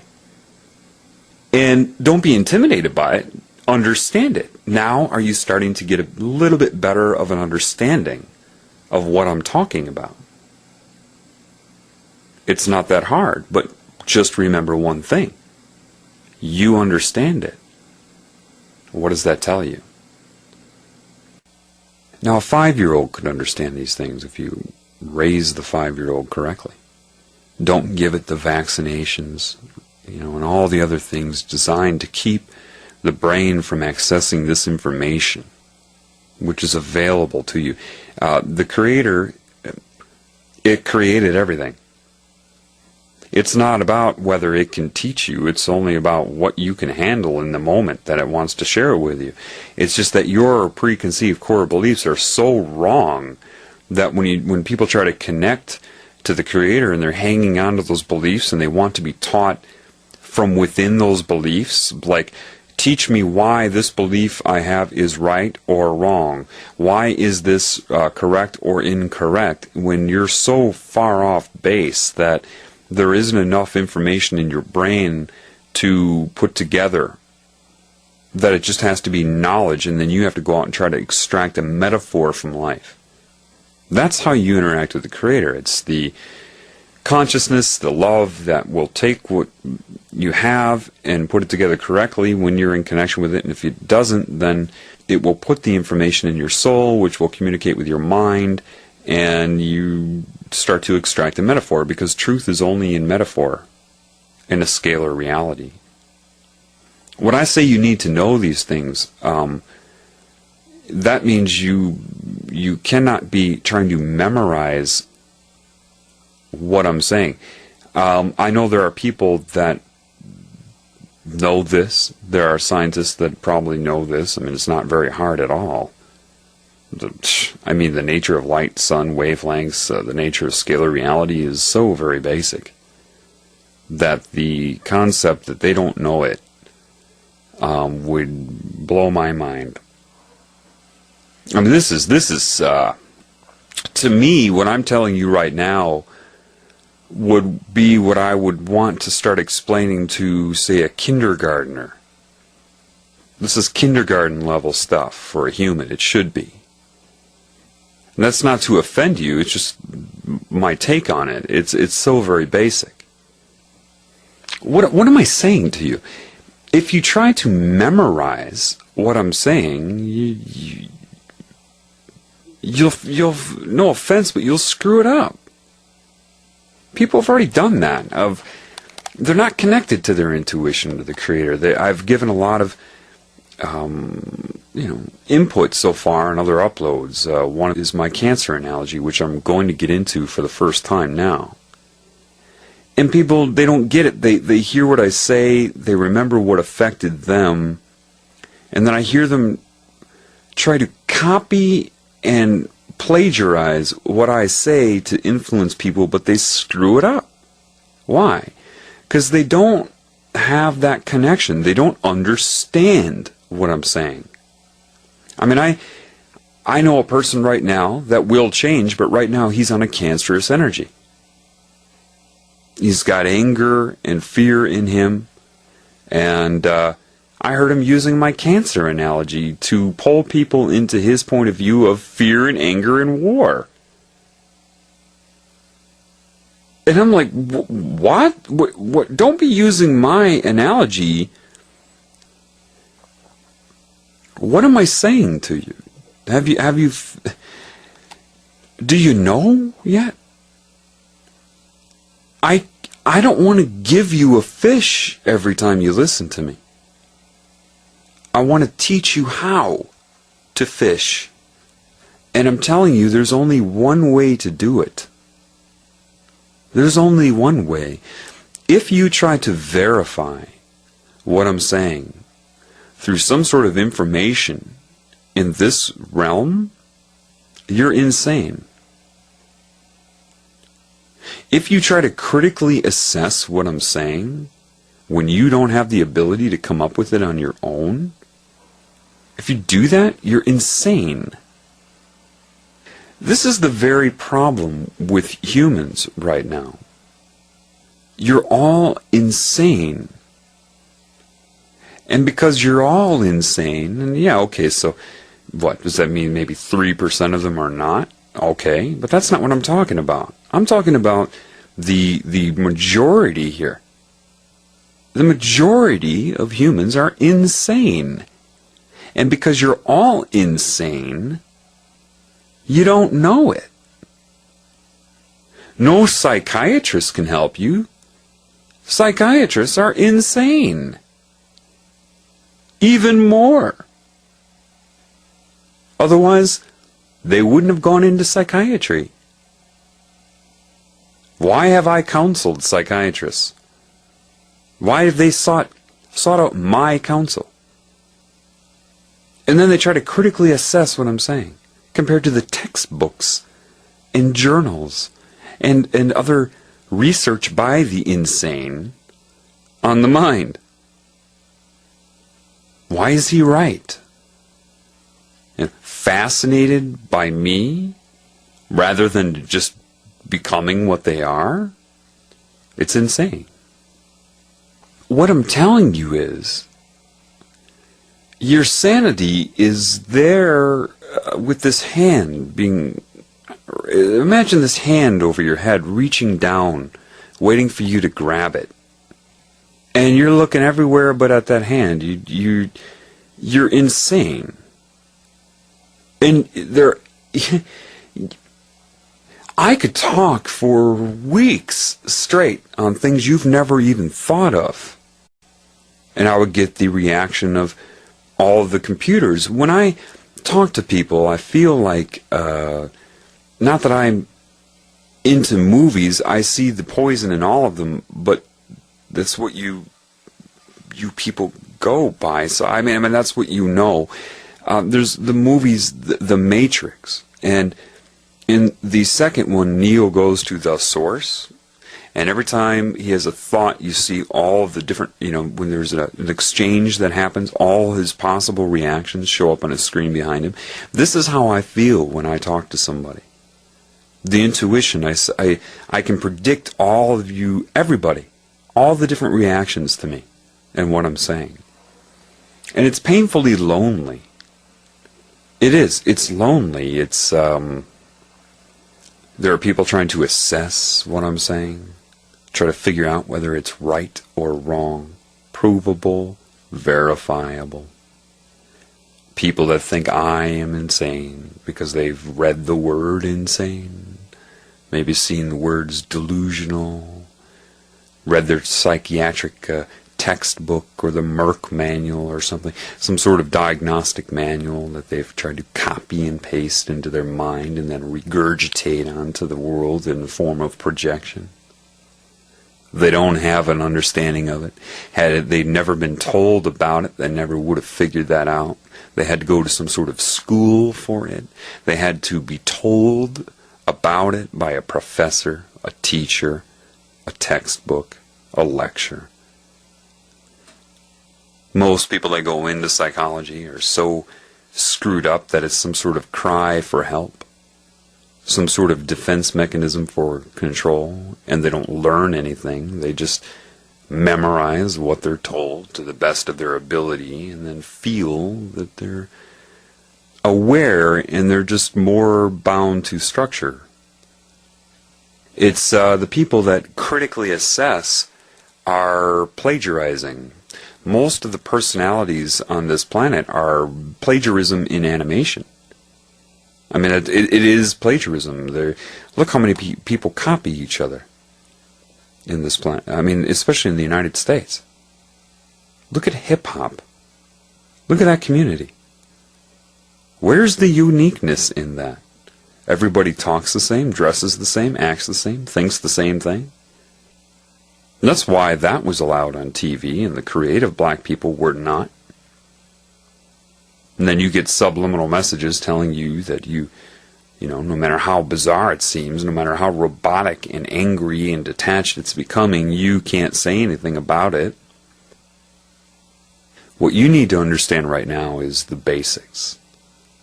If you try to assess me, fine, that's great, but you need to ask yourself, where are you getting the very questions you ask? What triggered your assessment? Other than opposition. You feel you either need to believe me or disbelieve me. Agree with me or disagree with me. Well, what are you basing your agreement or disagreement on? Something you have the ability to come up with in your own mind? Or was it something that you read somewhere and you liked the personality, the vocabulary, the presentation? The person had a good resume. and you saw enough of the same information to build what you think is a knowledge base of which you are pulling from to compare and contrast to everything else you're told, none of which is yours. It's computer data. You know, there's one scene in one movie that really touched me when I saw it for the first time, because I felt like it was the first moment in my life where I felt like I wasn't alone. And that was the scene in Good Will Hunting when they were in that Harvard bar, and you had the guy come up and make fun of Will's friend, Ben Affleck, and Will came out and proved that he was a robot. I'd never seen anything like that in my experience, and I didn't watch a lot of movies. I never saw anybody who got it like that so perfectly. Memorizing means nothing. Some of you are listening to me and you're feeling insulted by me. The brain has actually gotten that diseased on planet Earth that people, when they're told what is occurring within them that they need to know so that they can repair themselves, rather than recognizing that, they become insulted and then formulate a defense in their mind. These are the people that argue. And most people are this way. You start to argue and they don't listen anymore. They're thinking up, while you're speaking, they're thinking up of some sort of defense for their ego against you. I mean, the insanity on this planet it's insane. It's just it's a real problem. It's a disease, and you have people that, I mean, people more or less wait for each other to finish speaking. It's so insane is not the right word. Unalive, computerized. You ask if they've ever invented artificial intelligence? Yes, the majority of human beings on this planet are artificially intelligent. It's just the way it is. I didn't do it. I was born here to witness this. And have I witnessed it? Yeah. There's so much I know about what's going on right now that I can't begin to tell you yet, because telling you would be insane. It's just the way it is. Until you see, what you don't understand, the average animal knows so much more than you do. It doesn't matter if their brain can retain the information, like how big is their hard drive. As long as they're connected to the Creator, they'll know what they need to know in any given moment. They may or may not retain it, kind of like some have experienced something similar, though this is not it, and I specify this. Smoking marijuana, you lose your memory, but you have all this creativity, right, during it. But that's not, all you're doing is changing your frequency. You actually disconnect yourself from intuition when you smoke marijuana, hence paranoia. Paranoia is a disconnection from intuition, intuitive knowing. I mean, you should ask yourself, with all the fear-mongering, all the potential threats and possible things that can happen to you, right, in the world, in what I'm doing, shouldn't I be the most paranoid guy you've ever heard in your life? Shouldn't I be cowering in a corner somewhere? I don't suffer from paranoia. I've seen things that would destroy the average person mentally, if they're disconnected from intuition. Just, they'd be loony within days, gone. Why have I seen it? Because my job is to do a few certain things. I am not patronizing you. You just don't understand. If I told you the reality right now, and I will tell you, but if I told it to you right now, I would be hurting you. That's why when you get people like, that pretend that they are helping you, really when their goal is to hurt you, or they're being controlled and don't know it to hurt you. Like Fritz Springmeier. See, all I needed to see with Fritz Springmeier was after one of his lectures, when a woman came up to talk to him, how he blew her off. That was all I needed to see. His fake way of dealing with her. You know, that I knew right away. There's no question in my mind. I mean, if you read Fritz Springmeier's books, they're overwhelming you with fear. Some of the details are correct, yeah. But he's not enabling you. Oh, and just make sure you believe in God. What? Oh, yeah, just believe in God. No. You don't tell someone to believe in God. You can't believe in God. And it isn't a procedure like, okay, I choose to believe in God and connect to God. God, where are you? No. That doesn't work. Sorry, it doesn't work. There's only one way to connect to the Creator. And so this is what I need to do first, or everything else will be done in vain, frustration, ignorance, and just stupidity. If I tell you the situation that you're in without enabling you first. Because if you're enabled, it will hardly even bother you. You see, how does a butterfly make it from South America to Canada when it makes that trip? How big is a butterfly's brain? Do you believe that it somehow stores the information in the form of memory and recall? No.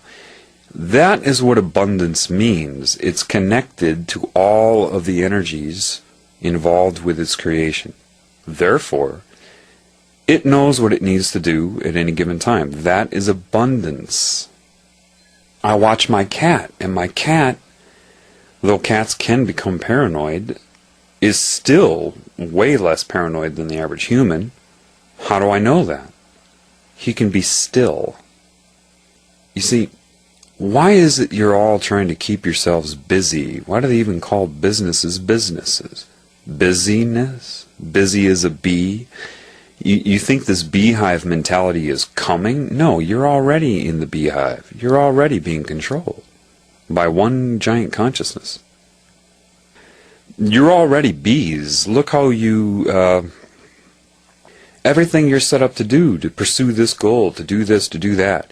You can't stand to sit there without turning the TV on to occupy your mind, to help yourself move through time. Insanity is a disconnection from all of the energies, mainly love, that is responsible for your very existence. You're, of course, lied to here, and you're told love is, a relationship or an emotion. You can't define love, just one lie after another. Love is a combination of everything the Creator intends, which is all there is, its own self, its own intention, and therefore everything that it creates. In one way, love is an intelligence, so far in advance of the mind that not even the speeds of your subconscious mind could observe the information. That would be like giving you a notebook and a pen and sitting you down next to a highway and saying, okay, I want you to write down the license plate number for every car that drives past. Except I'm going to have them drive past at 500 million miles per hour and only have 10 feet in between each car. Yeah, good luck with that. But see, your soul energy, your spirit energy, can receive that information because that's one and the same. The scalar relationship can see itself as I, below, above, all, everything. So it can interpret that, and then that interacts with your mind, the way the Creator will work with you is kind of like teamwork, where, if you're throwing sandbags in preparation for a hurricane, you hand it to one person and hands it to the other person and hands it to the other person, that type of thing. That type of interaction right now in this existence is kind of how that works. And love is so advanced that people, that type of instantaneous knowing, it's kind of like, again, I have to use a movie to give you a visual idea, but in the first Matrix, when they hook Neo up to his combat training and says, get ready, and then just downloads it into his head, and he's like, whoa, I know Kung Fu, that type of thing. Yeah, that's kind of what love is, but even faster than that. You just know. Your mind has the option to store it if you wish, but it's unnecessary. For all life forms. It's as a life form of the human type, you have a larger brain tissue mass to store and mix things up and whatnot, but your information didn't come from the brain or the brain's observance. You think it did, but it didn't. It's such a fast interaction with you that you have an emotional response to it. It's your emotional responses to love can be varied. If you're down in the dumps and you realize the love for you, you could start crying. That's happened to me, certainly, in the past few months. But that doesn't mean love makes you cry. Crying would be a release of blockage, of knowledge, just laughter as well. All of these things. If you're with somebody that you love and everything's going well and you feel the love, then it could be a blissful feeling. Love is what created the mind. Therefore, love cannot serve the mind, which is, what the people who are the consciousness that's running this planet knows. So that's why you're taught that you have to pursue love. Make love work for you. That's impossible. So you won't access love. You'll access replacements that they tell you is love. Magnetic attraction. Addiction to being in a relationship. Why are breakups so hard for you all? Because you're addicted to the person's presence. You have entrainment of vibration. Spend enough time with a person, you start to get on the same frequency, and then an exchange of energy. It's an addiction, just like an addiction to anything else. You need them to verify your own existence, and vice versa. None of that is love. Romance, it's magnetic attraction, coupling of energies that are so detached that they feel that desperate need for it. Someone who really wants love seeks to express love, because you already got it. If you're connected to love, you've got love. You don't need a person to come by and love you. If it happens, great. But if you don't, it'll only happen. See, you can't emit love without getting love, and if the only place you're going to get love is from love, the Creator. That's what y'all don't get. That's your answer. You see, love is like the solvent to polarity. The mind is insane. It's always in conflict with itself. I can give analogies all day for that. People don't understand how I can go up to wild animals and coexist with them. I'll go into the forest and be a group of deer, and my presence is acknowledged. I can go lie down next to them, not to, impose upon them. I don't go up and try to pet them. I don't do those stupid human things. I'm aware, and they know it. See, they don't need to assess it. They don't need to go read a book about humans to know what they're dealing with. Why do you think most animals bolt when you come by? Because they see you are detached. They see that you are insane. They don't need to know your name, your history, what you think your intentions are. They see it as a disease, as something that scares them. See, most people walk up to an animal and they have this hope. Oh, come here, I won't hurt you, come on. They have this hope that the animal will come, so they're trying to pursue that hope. But the hope in a binary, polarized mind would have to be offset by a belief that it will not come. Otherwise, what are you hoping for? And that duality, that insanity, is being broadcast at the animal simultaneously. And if your belief that it won't come is going to be more solid, because the hope is transient, it's in that situation. That's being created from a belief that was in your mind before you saw the animal or came into its contact with it. It's, rather, I can't tell you how to do it. There is no procedure to know what I mean when I say you go up to an animal and you're not broadcasting a hope that it will come to you or a belief that it will not, but seeing it as an equal creation and being able to communicate with it. The animals accept my presence. They acknowledge it, and I understand them. It's funny how deer will go through a certain little ritual it's cute. They communicate with me, and I understand what they're meaning, what they're saying. A biologist would take notes and say, well, when it does this with its head and does this and this, it means that.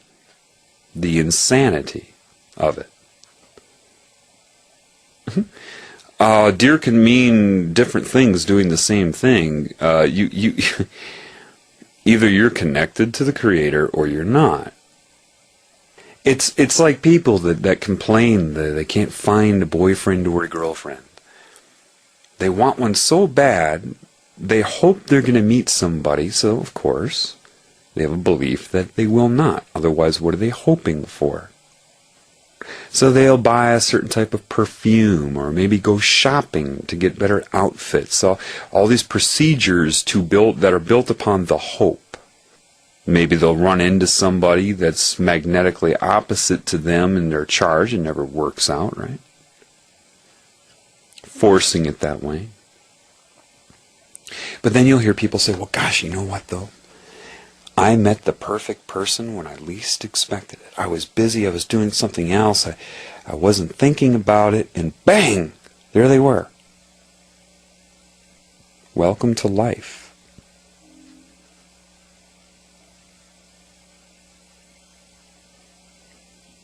Now, why did that happen? You weren't acting upon a hope that you'll meet somebody. Therefore, the belief that you will not was not active and resonating.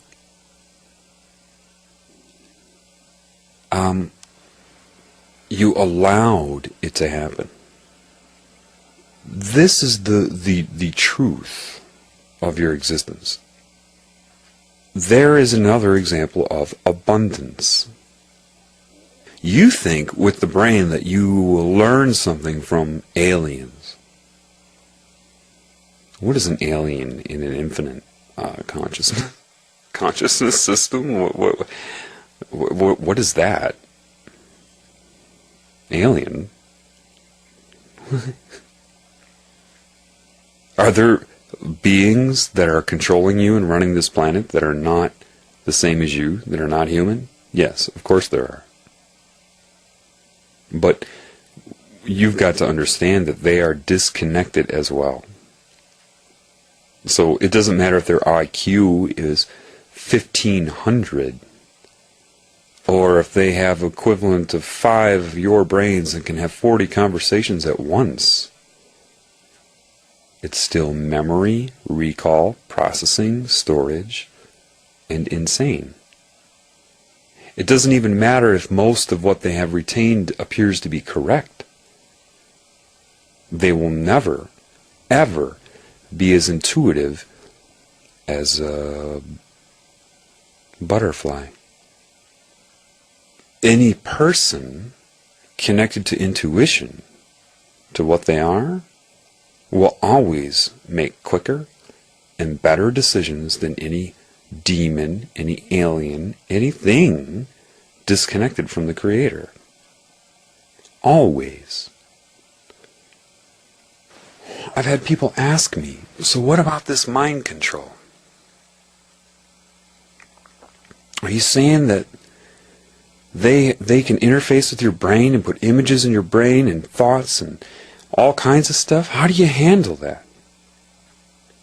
Well, imagine if they wanted to mind control a butterfly with the same type of images and thought implants.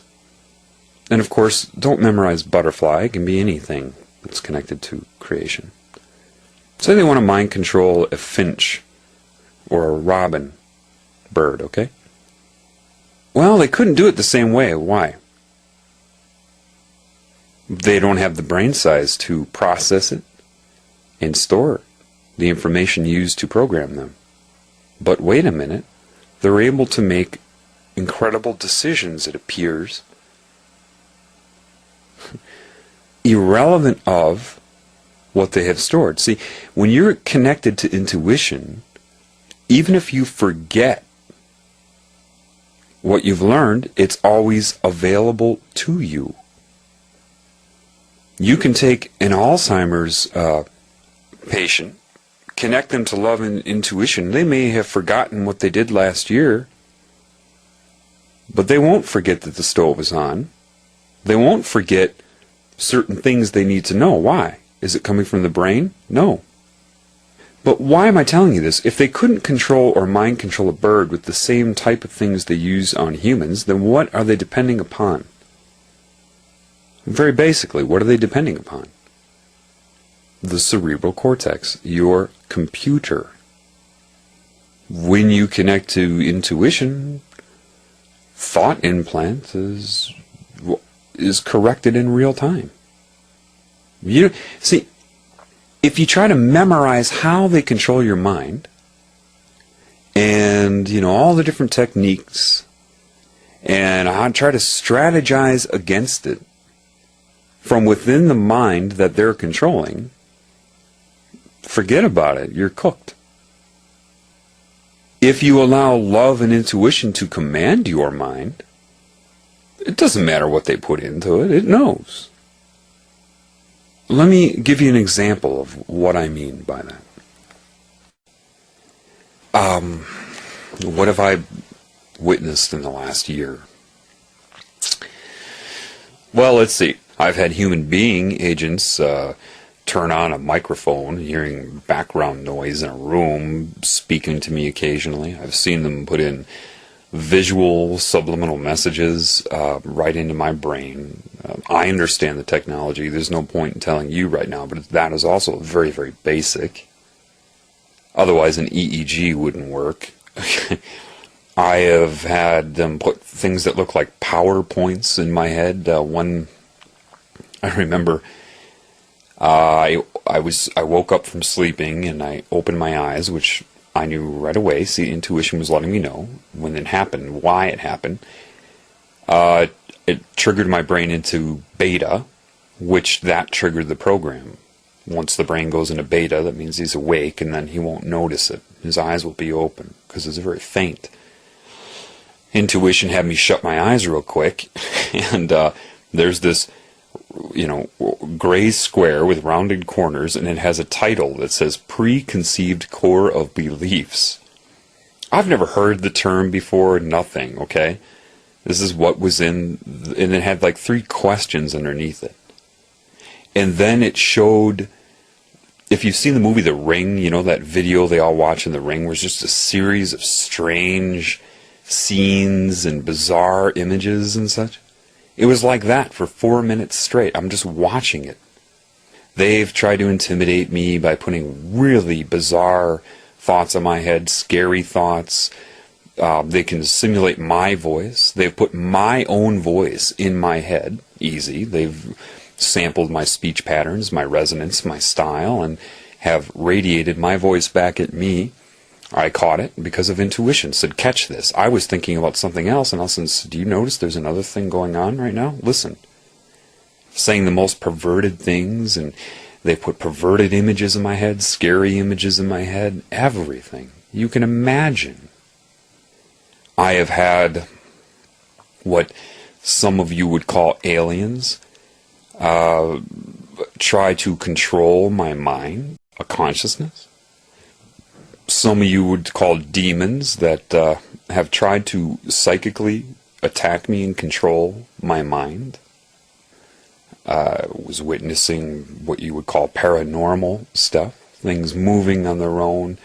I've been hit with what are like energy balls that feel like it's going to knock your spirit right out of the body. I've had my bed shaken violently, all kinds of things.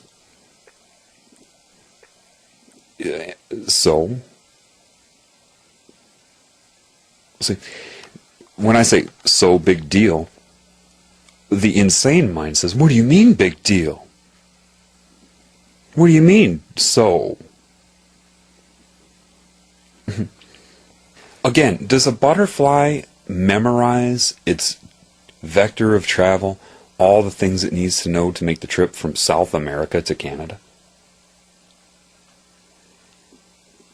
When have they controlled my mind successfully? I started to be shown this. When you are disconnected from love. When you are not, you're like Neo watching the code go by.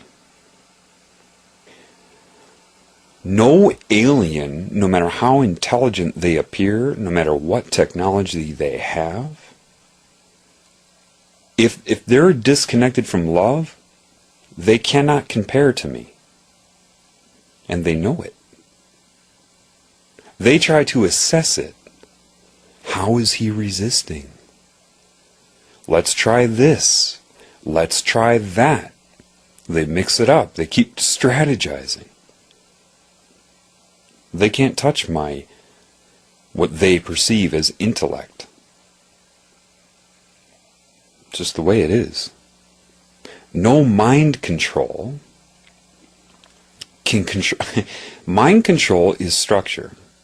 It originates from a mind, a result of creation. Therefore, trying to affect a mind, a result of creation. If you don't get it yet, if you connect to the Creator, not religion, if you connect to that which created you, yeah, it controls your mind better than anything it created can. No problem. It's not even a question. It's not even, you don't quite appreciate what I'm saying to you. The mind is structure. It's a binary apparatus. It's a computer. It's binary. It's polarized. On, off. Yes, no. And you're thinking, well, my thoughts are not yes or no. I'm neutral about things. Well, no. Even your neutrality can be broken up into components that are yes or no. They're trying to digitize people. That's what they've done. That's where digital has come out. That's why everything is digital. It's their very nature. Why else would digital occur? If people, the consciousness that's controlling all of you is suffering from a very huge bipolar disorder. Bipolar disorder is being stuck in the mind with no love. See, I don't care who you are. If you're connected to the Creator, you cannot be insane in any given moment. I use this example. See, people just don't understand. When I say, sometimes I've said love commands the mind, but people don't understand that. They link the word command with control. And that isn't it. Love allows the mind to be what it was supposed to be, a tool used by love. The mind is structure, which is a result of interference patterns of energy, which is structure. Shut your eyes and think of a flower right now. Imagine a flower in your mind. Imagine a daisy. Do you see it? Where is it? Tell me, where is it? Where is that daisy? Imagine a garden now. Where is that garden? What is that garden? You can see it, can't you? What is that? Now let's be more specific. Why is that? You know what you're seeing. Why are you seeing it? Where is it? What is its dimensions? Is that all of your mind? Or a result of the mind, which is holographic? Those are interference patterns, reverse engineered. It's like in a chemistry formula, they don't have really equal signs. They have arrows that go both ways. If it's a back and forth thing, same thing. You've observed the garden, which is just really the detection of waveforms of energy, mapped it in your mind, stored away that as waveforms, and now you're reproducing those waveforms to see the image. Holograms, if you've taken a physics class, even in high school, you usually have a unit where you make yourself a hologram. You use a laser and you split the light beam so you hit it from different angles. But when you look at that, when your teacher will tell you, okay, let's look at the film, and you see that it's just concentric rings that interfere with each other, like waves and David Icke even talks about this. They're interfering with each other. Well, you're not seeing a picture when you look at that. It's only when you shine the light on it, the laser, in the correct way, that your brain interprets it as an image.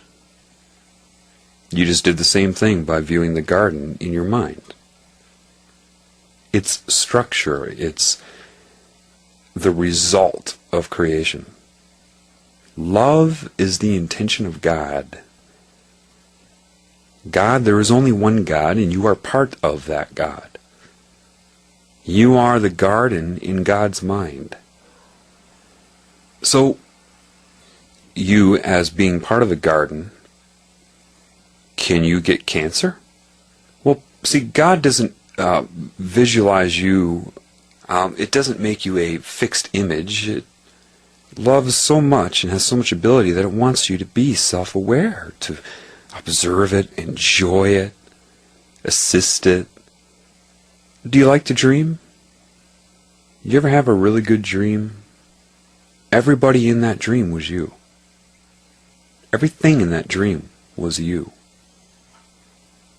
God's a dreamer. Except when it creates self-aware components, somehow what happened is part of it got disconnected from it. A self-aware creation of God, which is a part of God, that got disconnected from the Creator. God is the wrong word. And along with that comes fear, and then the predictable. The structure is so predictable. It's not to insult it. I'm not insulting the cancerous energy that's controlling everything right now. But it's so obvious that you, of course, would get scared and then try to, control everything. And then you can become addicted. Addiction comes from disconnection from the Creator. What you call the Illuminati and the energy they're serving is incredibly addicted to what it's doing, and I won't get into it right now. But obvious results. The mind is structure, so therefore math is structure. Mathematics, geometry, numerology. It's the result of creation. Now you have a disconnected part of that creation that tries to assess everything by looking at all of the results of the creation and not the Creator. So it's a bunch of copying, reconfiguring, trying to use structure against structure. Math is not life. You've got to understand, they're obsessed with numerology, zodiac, astrology, witchcraft. The whole thing is bound by structure. The pyramid, the energy grids on the planet, they look and say, okay, it appears here. And structurally we can say why. Because they're refusing, they're scared to death of this energy saying, you were part of me. And it's building up a wall of defense, or has, against it. How does love then take command over structure? Well, you've got to be connected to it. And if you're disconnected from it and don't seek it, with its hand always extended out to you, even this cancerous energy has a giant hand saying, just grab it, man, just grab it. Then you'll say, I don't believe in God. What if one of your skin cells said, if one of my skin cells said, I don't believe John exists. If you exist, John, show me yourself. Well, I can't, because it makes me up. I can't shrink myself down without shrinking it down. It can't perceive me in my full form from the outside to see me as a being if it's within my being. I can love it, send it nutrients, carbohydrates, proteins, electrolytes, minerals, oxygen. But when it's healthy, it just knows that. Cancer is induced by trauma. And that can come in various ways. It could be a virus. It could be UV damage to a cell. What happens there? The DNA gets so beat up, base pairs are removed. It has different repair mechanisms. Sometimes it's able to replace base pairs that have been lost. Sometimes it's so screwed up it undergoes what's called gross repair. It just starts putting them together at random. Normally the cell dies. But sometimes it creates what's called an oncogene, or this is how they assess it molecularly. Like computers, geneticists don't get it. If you take an advanced genetic course in university, you'll see that everything is explained to you either in math or structure. You take chemistry and it's all structure, electronegativity. The Creator put in my mind, there's an element right away. What's missing from the periodic table? Time. But anyway, electronegativity is the tendency of an atom, or the nucleus of an atom, to want to draw electron consciousness around it within a molecule. You see that with water. Oxygen would be considered an electronegative atom, and hydrogen's not. So when you have two hydrogens hanging off of an oxygen, and you have all the electron consciousness bathing it, surrounding it, seeing itself as I, the water molecule, it decides to allocate more electrons, or that consciousness, around the oxygen. Therefore, less electron energy is shielding the hydrogens. So they call it a polarized molecule, or polar. Positive charge by the hydrogens and negative or more electron consciousness around the oxygen. Well, okay. So it's like magnets or magnetic attraction. If you start to get large molecules, they can start to have different... When you have proteins in your body, let's deal with the body. You have different levels of structure. They call them primary, secondary, tertiary, quaternary. Tertiary would be... Primary is just the chain. Secondary is the winding of the chain. Tertiary would be folding of the chain upon itself to take a shape. Quaternary would be different molecules coming together and being magnetically attracted to each other, like an antibody would be quaternary structure. Okay? Why am I telling you this? Because how does an enzyme then? An enzyme is a protein with a large chain, in chains wrapped around themselves to take a shape. Scientists say, well, there are different atoms in there that are electronegative, and they draw a certain amount of electron consciousness around themselves, therefore, making other atoms more positively charged as it appears. So any molecule that will come in contact with it will be magnetically attracted to the various components of that enzyme. Beep, beep, beep, boop, boop, boop, boop, boop, boop. Just a computer thinking that through. Then you have coenzymes that attach to the enzyme, like certain B vitamins that, because of its electronegativity, draws certain electronegative consciousness or certain electron consciousness around itself, therefore shielding less of certain parts of the enzyme. So because of that, changes certain magnetic relationships and it changes its shape. And then you have cofactors which attach to the certain coenzymes like magnesium, and that draws more, or gives off more electrons to change its shape, turn it on, turn it off, like a computer. DNA multiplies because you have a helicase enzyme that starts to go anywhere within the DNA and open it up like a bubble and unwind it, unzip it. And then polymerase enzyme will attach itself to a certain codon and begin to move down that codon to transcribe RNA, which is then transferred to a ribosome, which reads that through electronegative attraction and transcribes an amino acid, which becomes a protein, which becomes a structure.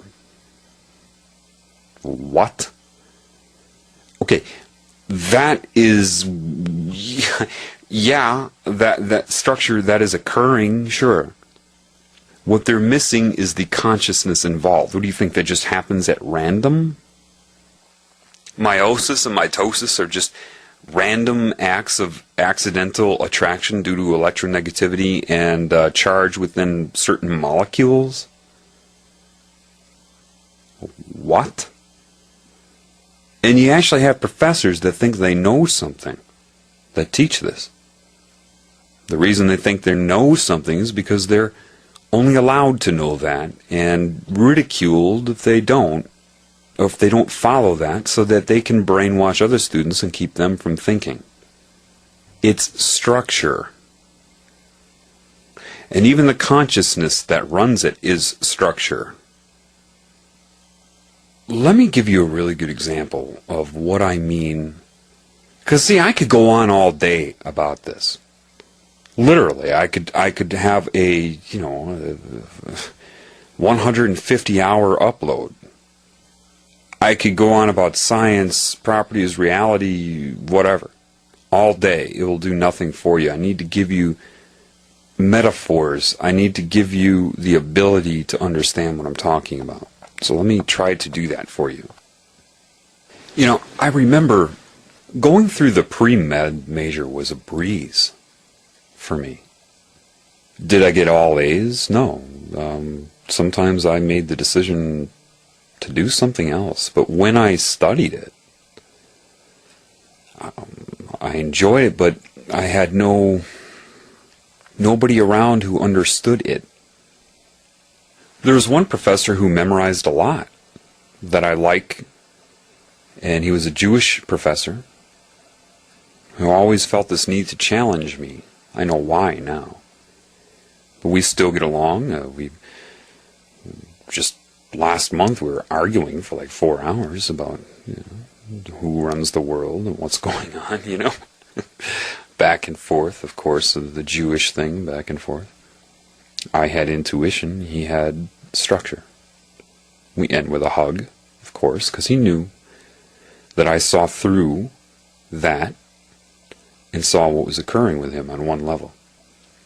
When I had him he was my physiology professor, but I also took clinical endocrinology with him. And I had other things going on. I missed 3 weeks of class straight. I went into his office, and the exam was the following day. I'm like, oh, fuck, I'm fucked, aren't I? Not because I didn't think I could do it. I just knew that the protocol of everything. You need to be here this long in order to learn. This is what I believe, that type of thing. But we sat down and had a heart-to-heart talk about life for about an hour, and I really appreciated that. He took the time to do that. I really did appreciate that. And he said, okay, well, the exam's tomorrow. Here's what you need to know. And he handed me about 3 inches thick of, information, notes, handouts, all of that. By then, I knew that I could understand what I was looking at from a different point of view. I said, okay. I took it home and learned it. Didn't memorize it. I learned it, which allowed me to retain it. And I took the exam, and then, of course, he hands it back the following week, and he throws it down on my desk, shaking his head. And there's the grade B+. And then he says, flash recall will get you nowhere. And I knew right then he couldn't understand that it was not flash recall. I still, to this day, know most of what was on that exam. I throw it in his face even now. This is one of the things I was arguing with him about. I say, you see, this was like 10 years ago. Almost. Yeah, 10 years ago, actually. And you accuse me of flash recall. Compare me to any student you have right now. The understanding of it. What I'm trying to show you, I said to him, is that I understand why things are happening. Love, the intelligence of love. I've used this analogy. It was given to me sitting by a river. I had the question, what is love then? The answer was given to me right there on the spot. It explained the concept of male-female energy to me in my mind, in my heart, and it just, how can I explain this to you? I was sitting by a river, and there, you know those certain plants that pop up out of grass that have the male components sticking up, the female leaves and everything? It just points my head down. Look at that leaf. You just know, so you look at it.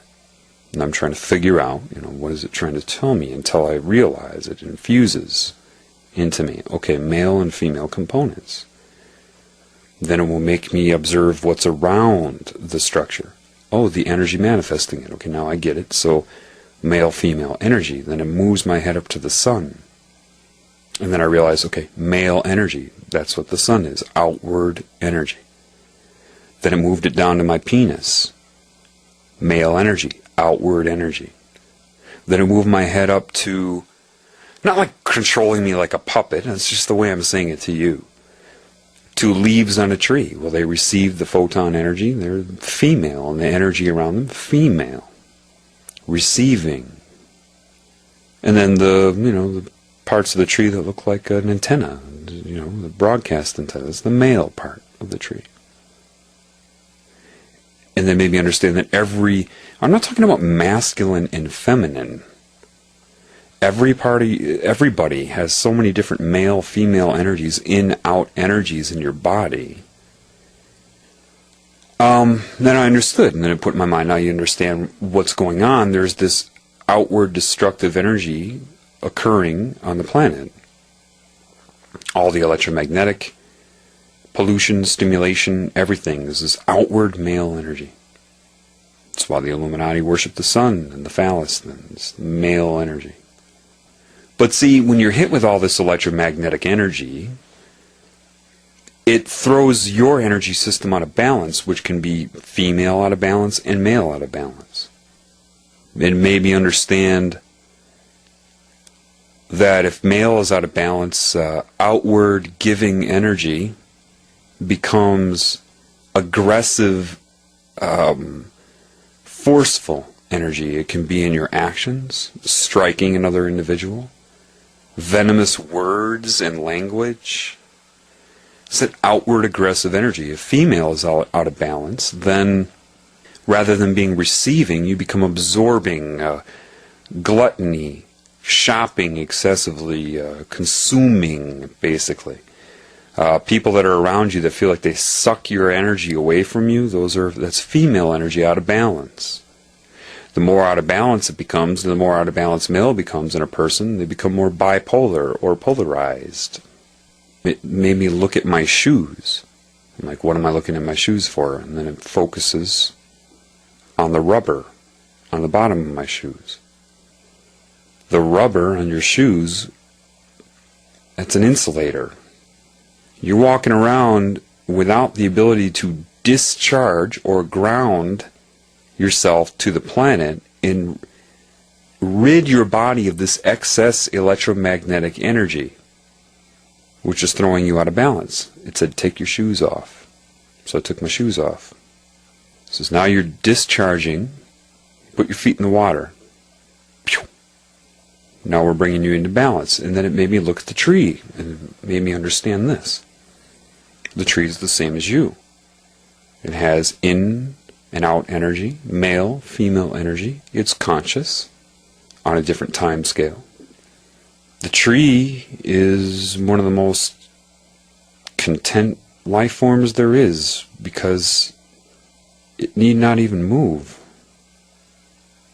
Put the question in my mind, and I say it like that, you think that there's some sort of dialogue going on. Again, it's the only way I can express it to you, but that's not how it is. But that's how I'm going to say it, okay? Just to make it easy to speak to you.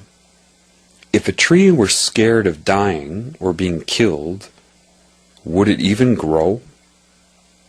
You can do anything to a tree and it will keep growing until it loses its capability. But if it were worried about a tornado that could show up at some time, what is the point of growing?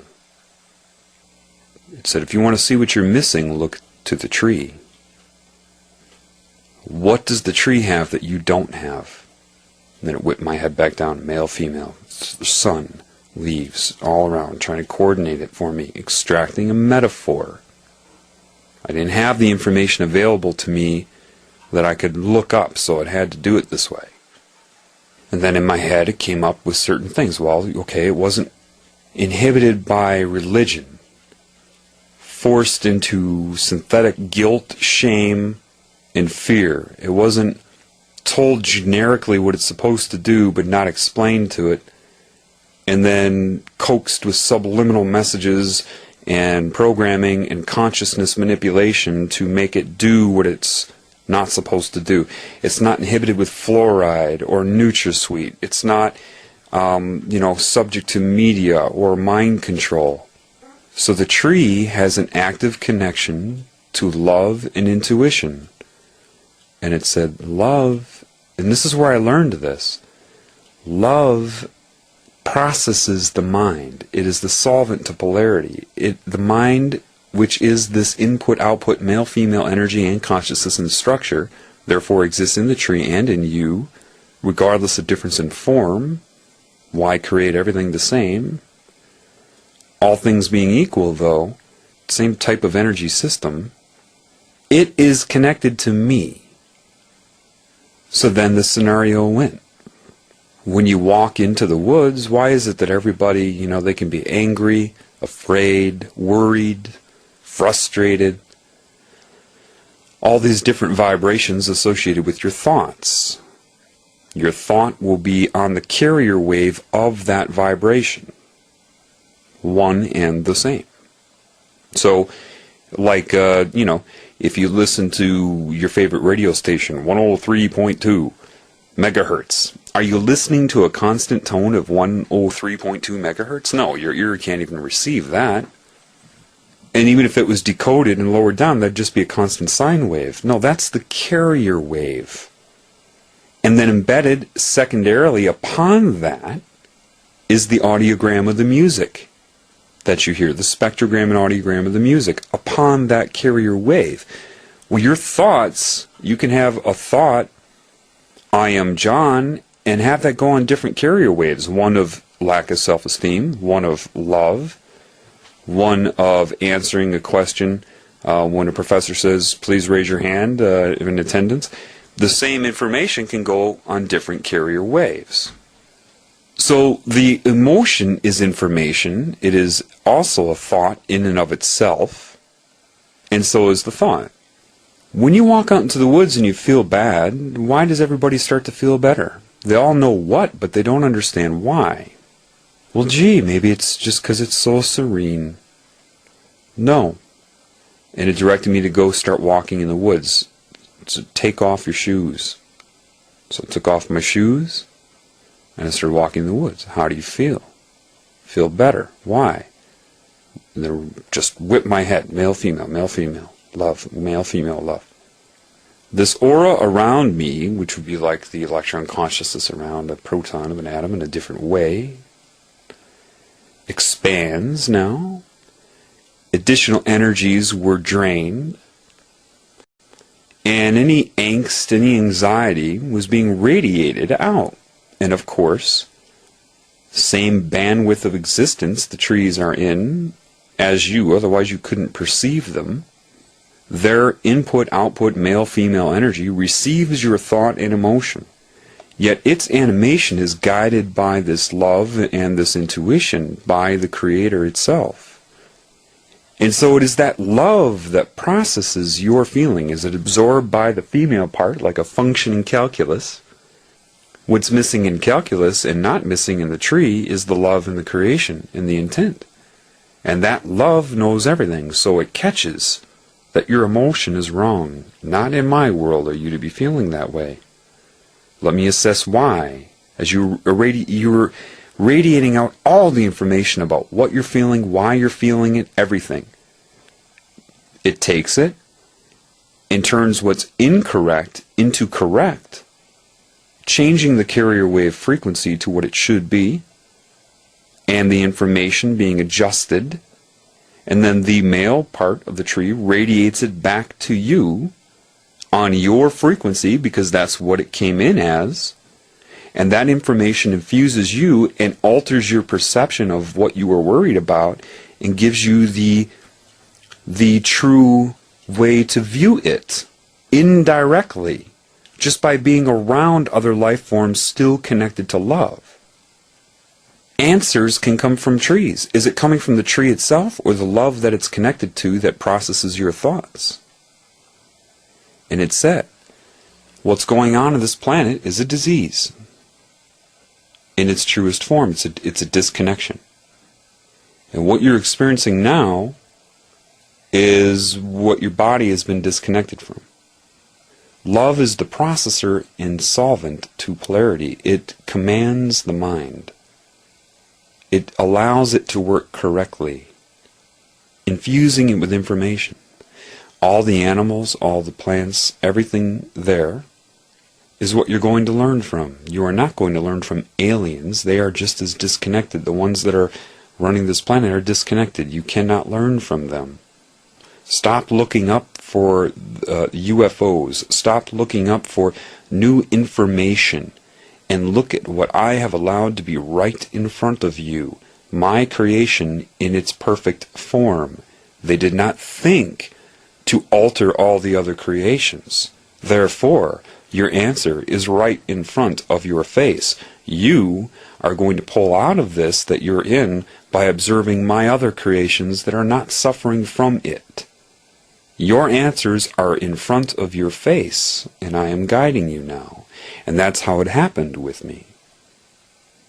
The most advanced scientific knowledge given to me from the creative source. No book, no video, no lecture, no mentor, no professor. Unnecessary. It said if you, in your role, which I didn't believe at that time, because of my ego, there's 6.5 billion people. How could this be me? It said, why not? Are you or are you not in connection with this intuition? Have you or have you not noticed that your whole life and wondered what everybody's missing? Do they or do they not want you not to know that? Will they or will they not make sure you keep running into people in life that tell you that you're not that? Am I the only one? No. And then the final thought was, they're all supposed to be this way. When you understand you are no more special or worse than anything you're looking at, then you will begin to heal. And that is not something that you can convince yourself of, like some sort of affirmation. I am no better or no worse. I'll force myself to believe that. No, no, no. When you realize the beauty of it, heaven emerges. Your sensory system expands. You see things you never saw before. It said, in my mind, it used what I knew, and if I didn't know it, it would show me like that. It would teach me like that. Now, during these lessons is when, I've always had a good relationship with animals. When I lived in Australia, I was feeding wild birds out of my window with my hand. And it reminded me of that. So because then you were loving towards the birds. You didn't have any belief that they wouldn't come or any hope that they would. You knew you loved them. You knew it. You didn't question your own love for them. And because of that, it allowed them to come eat out of your hand, and all your roommates said, I don't believe it.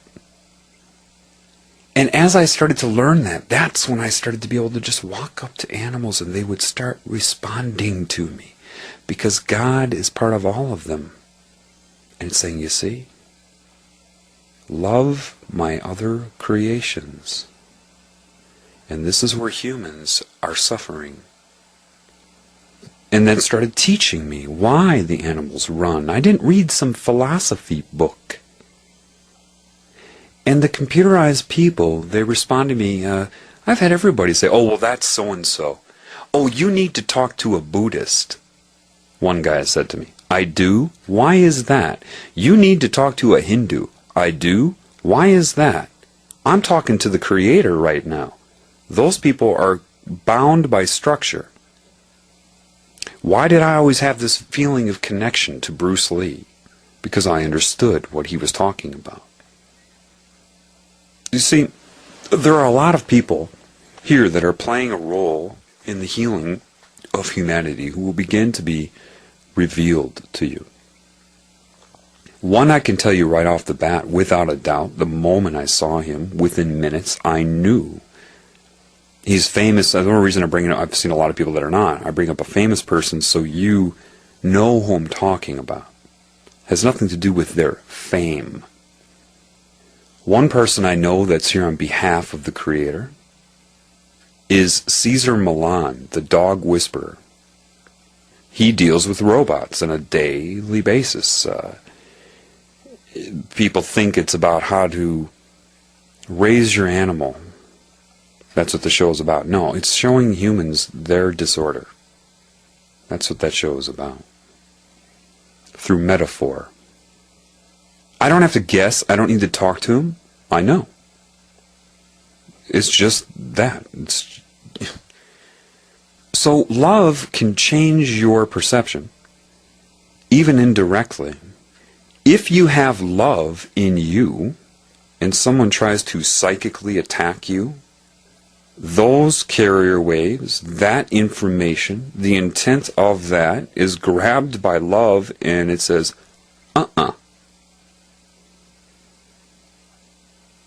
It's just the way it is.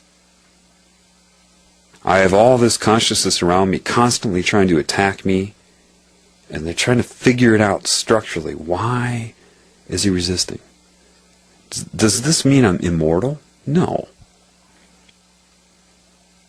See, you're all caught in a cycle here. They make you guilty. They infuse in your mind the cancerous intent, and it's sublime. It's a crime that's sublime. It's subliminal in so many ways. And then try to tell you quickly when you die how guilty you are.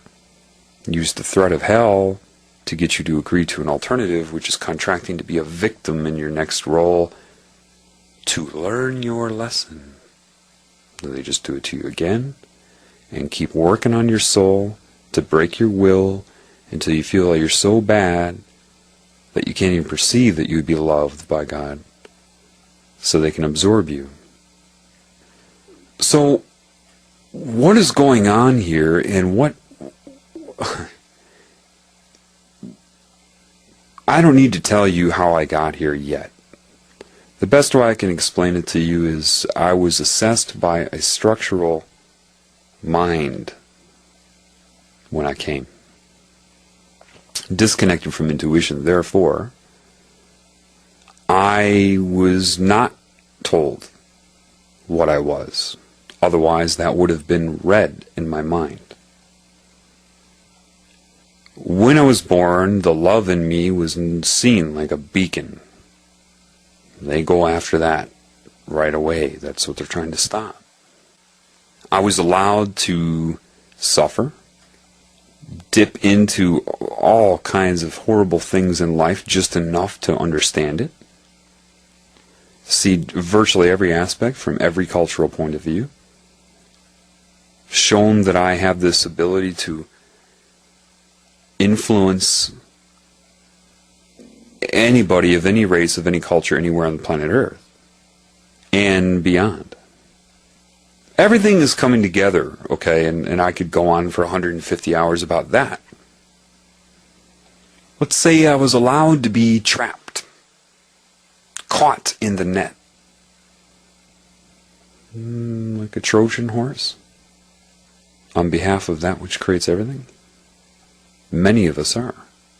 I am a specific one. Then, from a pool of those inside, certain ones are activated to activate others. What is my job? What is my task? It's a pretty tough one. I have to come in and tell you that on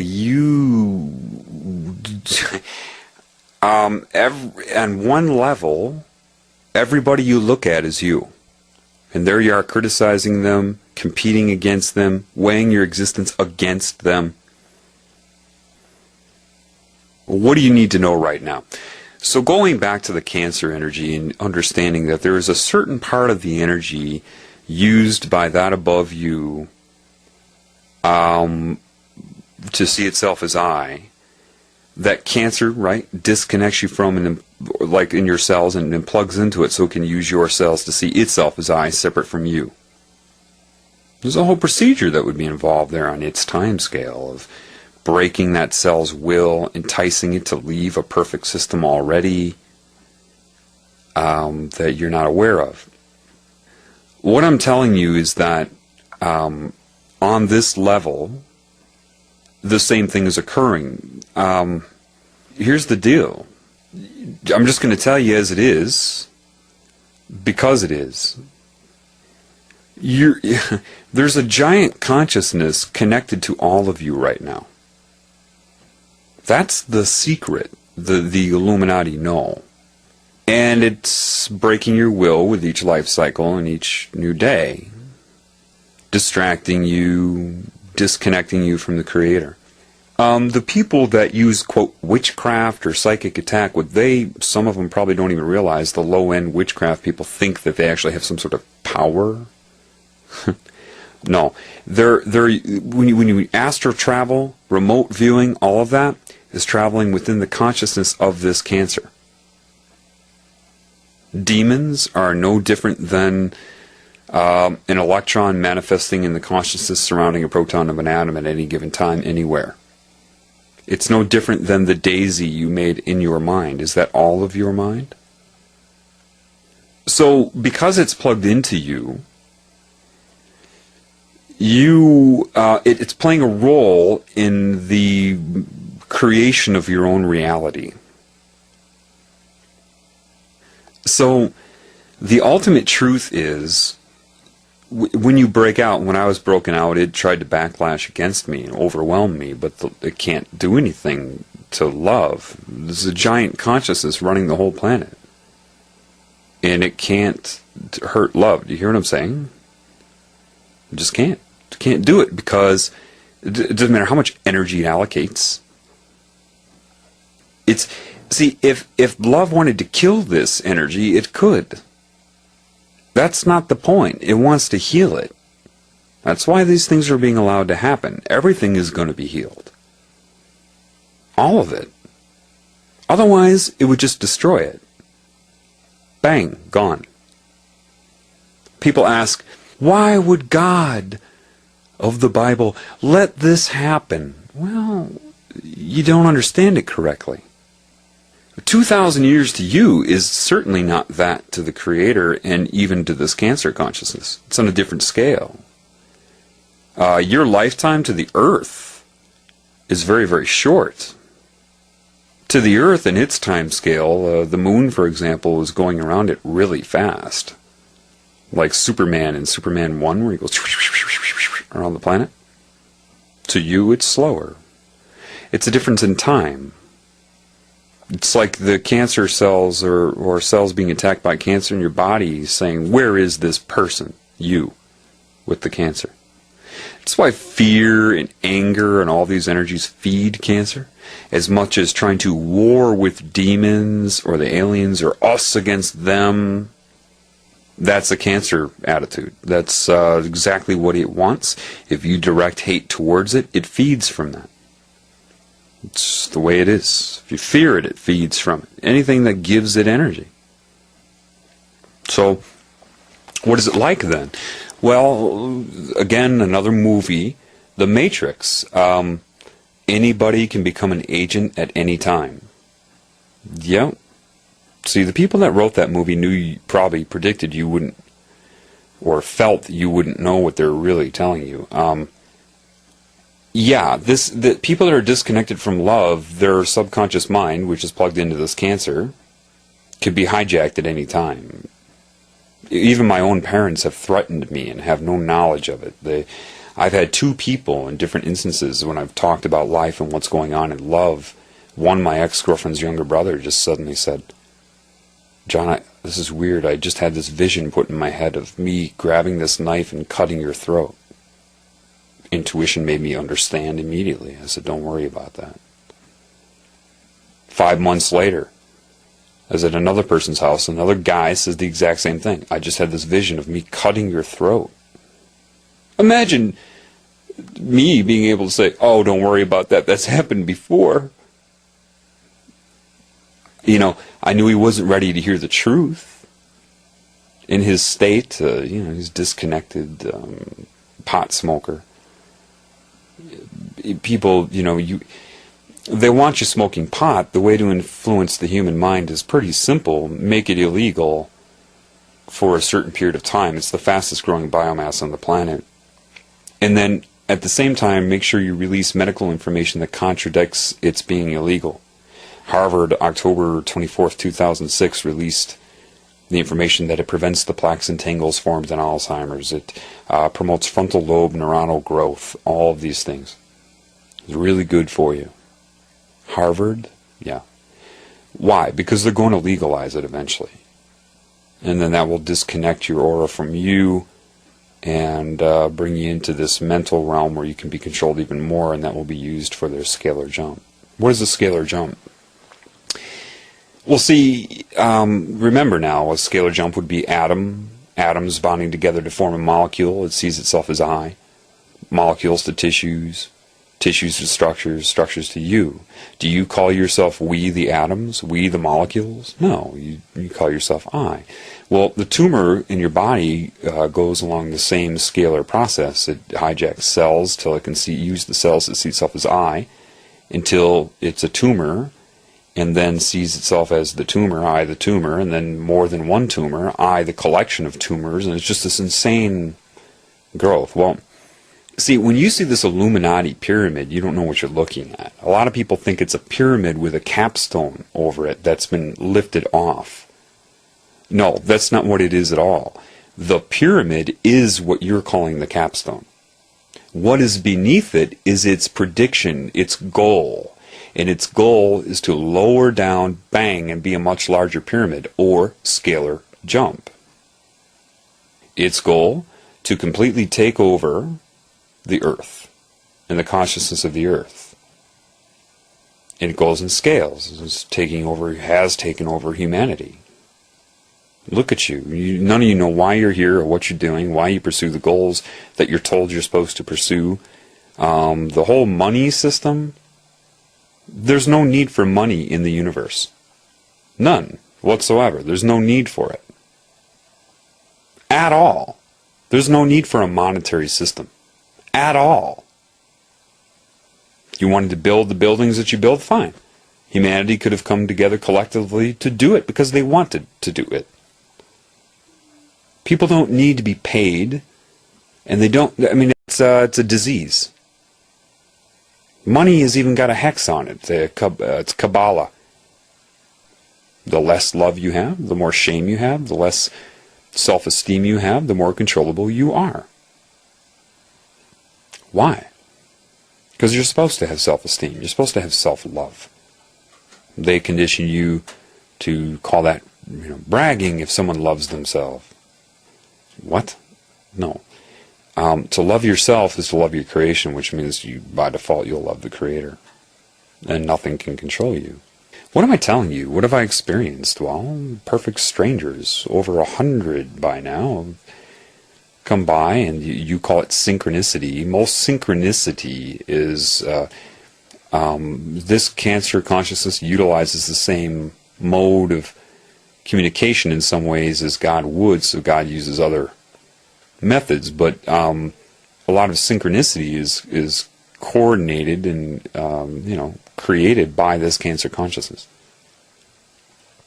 I've had perfect strangers come up and just start reading my mind, trying to antagonize me. I've had, and I'm not talking about statements that I somehow conformed into a belief system and through paranoia and delusion thought they were talking about me. No, I'm talking about exact responses to specific thoughts.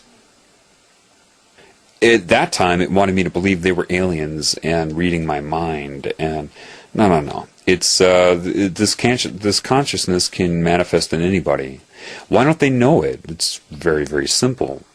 Your conscious mind is that which accesses your subconscious mind for that meaning which you're going to project onto your reality.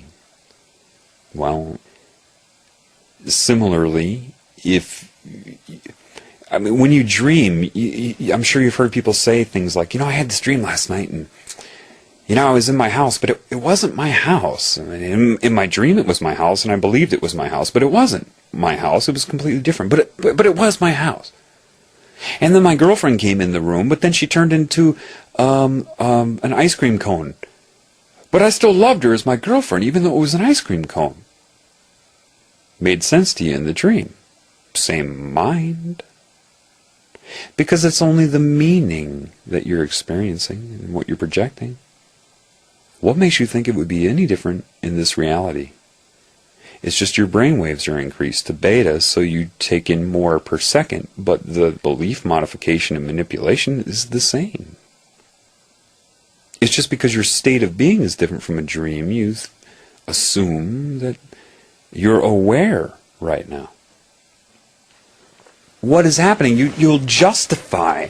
See, this cancer consciousness can't be too noticeable. It can't just control people left and right, or people are going to start to realize something's up. It has to be very, very subtle right now. So when it, if it wants to speak to you through other people, it will look in their brain real simply, instantaneously, for whatever beliefs or things in their brain could apply to say to right now that would have enough, could be utilized for dual meaning in an expression to you via the consciousness possessing them. See, it's simple. Then they think they meant to say it, and to them it makes sense, and they don't understand the dual meaning that is meant to neuro-linguistically program you, to influence you, and blah, blah, blah. Now, the high-level Illuminati people know this, and they still sold out to it. Because they don't recognize the disease of this, the bipolar nature. They think this thing intends to play good and bad. Both sides. To balance an equation, math. Math is only the result of creation. Why are they obsessed with balancing the equation? They believe that it's a strategy to play good and bad when they don't understand that the consciousness doing this is suffering from this duplicity, from this bipolar disorder, this split personality, this binary nature. It is a giant mind disconnected from intuition. But intelligent enough to first come and disconnect, and then persuade the people that succumb to it that that's what it wants to do, that that's the methodology of it. It's in control. They buy it, of course. Certain coordinated events to ruin their connection to God, so that, and through synchronicity, they feel that they actually chose to be in witchcraft, to embrace Kabbalah, to be a Satanist, they feel like that's, everything makes sense to them, just like an ice cream cone in your dream being your girlfriend. This is the problem. So literally, give you an example of something that would happen to me if I'm really embracing the love for me. Just a couple weeks ago, I remember walking in the parking lot of a grocery store, going inside and thinking about this love and how it's affecting me, and then all of a sudden a girl with another girl by her car turns and looks at me and catcalls me. It does that tongue rolling, twirling thing. I can't do it. And I knew right away, oh my God, that's this consciousness that just hijacked her mind, made her think that she wanted to do that. Why? How does this seducing you with physical pleasure, is it about being good or bad? Is that what it's about? Is that what you think? No, it's not. There's a very specific reason that you are hit with lust, and why just about every subliminal message, from pictures of galaxies online in between the stars to everything is corrupted with it. Sex. Seek sex. Seek sex. Everything. Sex is everywhere. Why would it be that way? Why 666 and sex? You need to ask yourself that question. I'll answer that in my next upload, but for now, try to see that you cannot figure it out with your mind. That you'll say, well, this could make sense, and that could make sense. It could be this, and it could be that. And you could, 24 hours later, be like, gee, it could be this, and it could be that. Do that with anything you believe. I'll give you a hint, though. What is it that you think animates sperm when a male ejaculates? Scientists will tell you, oh, it's because of the alkaline and acidic solutions meet and change the pH, which render the sperm active. What? And because they have PhD after their name, you believe that. When it makes no sense whatsoever. Yeah, the acidity may change, the pH may change and make it more harmonious for them, sure. But that in and of itself is not consciousness or life essence. That's acid-base chemistry. When the male emits the sperm and ejaculates, the same reason the Creator had me look at my penis after I looked at the sun was outward male energy. That's the creative life essence that you emit. That animates the sperm and shoots into the female, and even that energy, depending on where her egg is at that time, can actually start to animate the egg and make it aware. Which is why you can have false pregnancies. The egg has been activated, and the energy of it starts to go through a procedure even though it was not fertilized. And then you have the symptoms of a false pregnancy. That's your answer. Okay. Well, now you understand that love controls all structure. So if you have sex as a result of love, you're bathed in that love, and it's reserved for you, that energy. If you don't, if it becomes symbolism, pornography, masturbation, detached one-night stand sex, you don't have love there as a shield. Guess where your energy goes every time you jerk off to porn and apply your energy to those symbols that you can't see? Guess where it goes during your one-night stands? Yeah, it's absorbed by the Cancer energy. Just like Cancer needs your life essence in your body to live, it can't live outside of you. So does this. That's its main source of energy. Detached sex. No love. That's why in the Holocaust, their biggest research, some of it was, of course, how to get people fearful. They were studying mind control, that if you disconnect them from love, they can be mind controlled. Why do you think they were obsessed with the bond between the mother and her child? That was love. They weren't trying to figure out the beauty of it, they were trying to destroy it. Certain chemicals, electromagnetism, everything. Implemented now. This is what that was all about. This is why everything has become so perverted and detached. They're eating the energy. Every time you have an orgasm, especially to something perverted, what is that? You need to ask yourself, why am I having an orgasm? Looking at a two-dimensional image, some perverted pornography, you're just rewiring your brain because you're not connected to love and spirituality. It just becomes a thought that triggers the orgasm, the symbol. They attach themselves energetically to that symbol, and when you have an orgasm and emit that energy, it goes to that. You talk about celibacy like, again, that's how they screw with you. You are either good or you are bad. It has nothing to do with good or bad. You just happen to be inside of a tumor. And unfortunately, that's what makes it grow.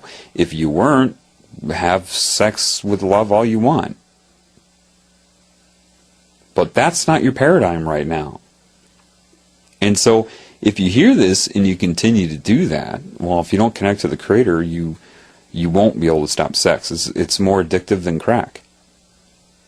Sex detached from love is an addiction. Look how much energy you put into getting it.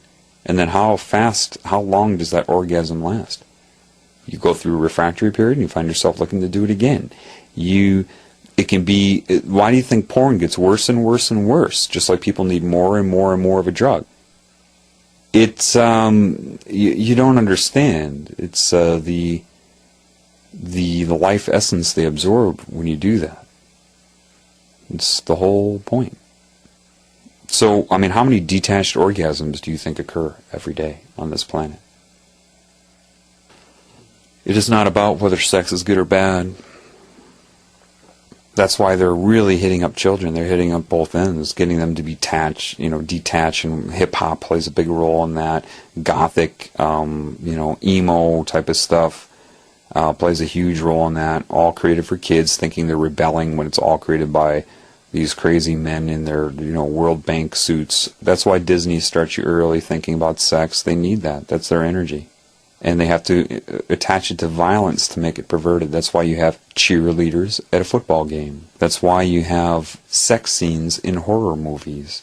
They're trying to combine violence with sex because then to be violent is to not appreciate another creation, which is a guarantee that you're not connected to love. Therefore, the energy is usable by the cancer. It's not about whether you're good or bad. It's about you're being used to your own demise. And when it attains enough energy, it makes that scalar jump. And all the Illuminati, all the people that worshipped this energy, that were promised everything under the stars. Here, look, I want you to be alive. Here, look, see? I'll make you immortal. Here's the technology for it. Here, I want you. Trust me. Sure. It follows their thought stream. They're disconnected, so it's easy. That's what psychic is. Psychics are not connected to intuition. Most of them. At all. They're reading the energy of this cancer, which tells them whatever they want it to be. An alien, what are these alien beings? They're just other beings like you that were already taken over by it. That's all. If you're disconnected from love, that's why the psychic, can beat you. Just watch as your thoughts form as they occur. And it counters them. Whatever doubt you have about it, it counters it. If you're intuitive, it can't. It can't see it emerge. That's how I saw the entity possessing my ex-girlfriend for the first time. Through the eyes of intuition, caught it off guard. It was resisting me seeing it.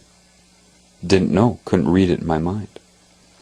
In your scalar relationship with the Creator, you're afforded your individuality and individual expression, not cancer. Once it takes you over, you're a slave. You think you have power. Witches think they have power. These sorcerers think they're using the Kabbalah. See, you have sorcerers, witch people that get into this.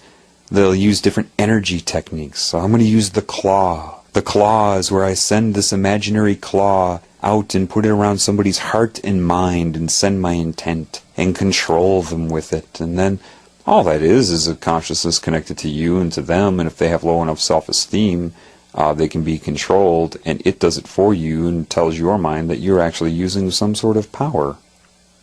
It wants you to believe that. It's doing it for you. I mean, you really have to think about it. It should be obvious, but it's not. See, you have people that are worshiping this energy, and they feel they are given powers without realizing the most very basic thing. what are those powers given to you for? Control over what? What are those powers given to you for? If there are Satanists, people into witchcraft, Illuminati members listening to this, what are your powers given to you for? What are they given to you for? To control what? Other people. I'm sorry, let's back up here for a second. This energy has come to hijack the entire human race. Why would it not give you power over other people to manipulate them? That's the whole point. See, people think they're getting powers. Powers to do what? To destroy your own kind. I don't know if there is a clearer, more precise definition of insanity than that. I mean, if you knew what was going on, adult men raping children hard, sorcerers using witchcraft over people and voodoo, where are all these energies being directed? At other people. Am I right or am I wrong? If you're a sorcerer, where's this confidence you have coming from? What are you confident in? Your ability to do what and to who? To control and hurt your own kind. And if you haven't figured that out yet, that means you're a Wiccan. Which means they have you calling it a craft. You don't know entities are doing it for you. And so they want you to be sympathetic towards it. So, I don't know, this isn't in numbers, it's words, but if I used the word equation or math, this would be what, first, second grade math? How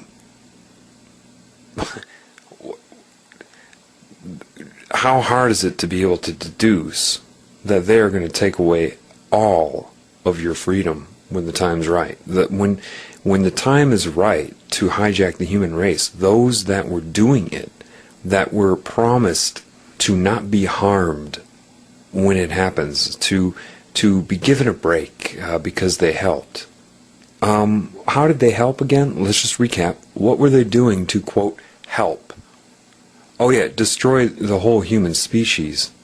What are they?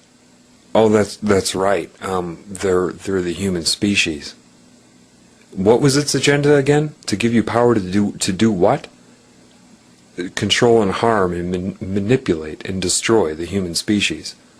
You know, they look at it like, well, I myself am not doing that. They don't understand the collective impact of the whole thing. They don't get it. They think they're going to be spared for some strange reason. The mind control works to convince a species to destroy itself, and then also, I mean, you should give a standing ovation to this Cancer energy. Really. I mean, it's convinced people to want to destroy their own kind and was able to convince them that they will be spared. Think about that. You should be on your feet applauding the Cancer. Now, I admit, I have a different energy. I can see this, but it's so simple, so easy. I can't believe that it happened. Because it's too obvious. It's too... I mean, I understand.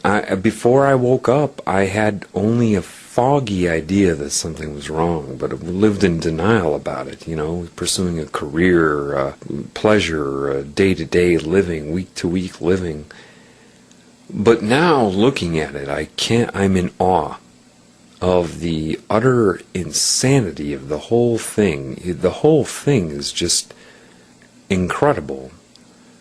To come to a species and somehow convince it that it should destroy others, and I suppose you have to first psychically, this is why the Illuminati, when I say they're synchronously coordinated, what do I mean? When they were children, people that get into witchcraft, Satanism, any type of thing like that, don't understand that they were attacked by this consciousness, these entities, as children, and worked on throughout their childhood, and various events are coordinated, taking away self-esteem, making sure there are moments where they feel powerless and hurt by their own species. Their thoughts are manipulated to be angry at other humans. That makes them a prime target. So when witchcraft or any of these things are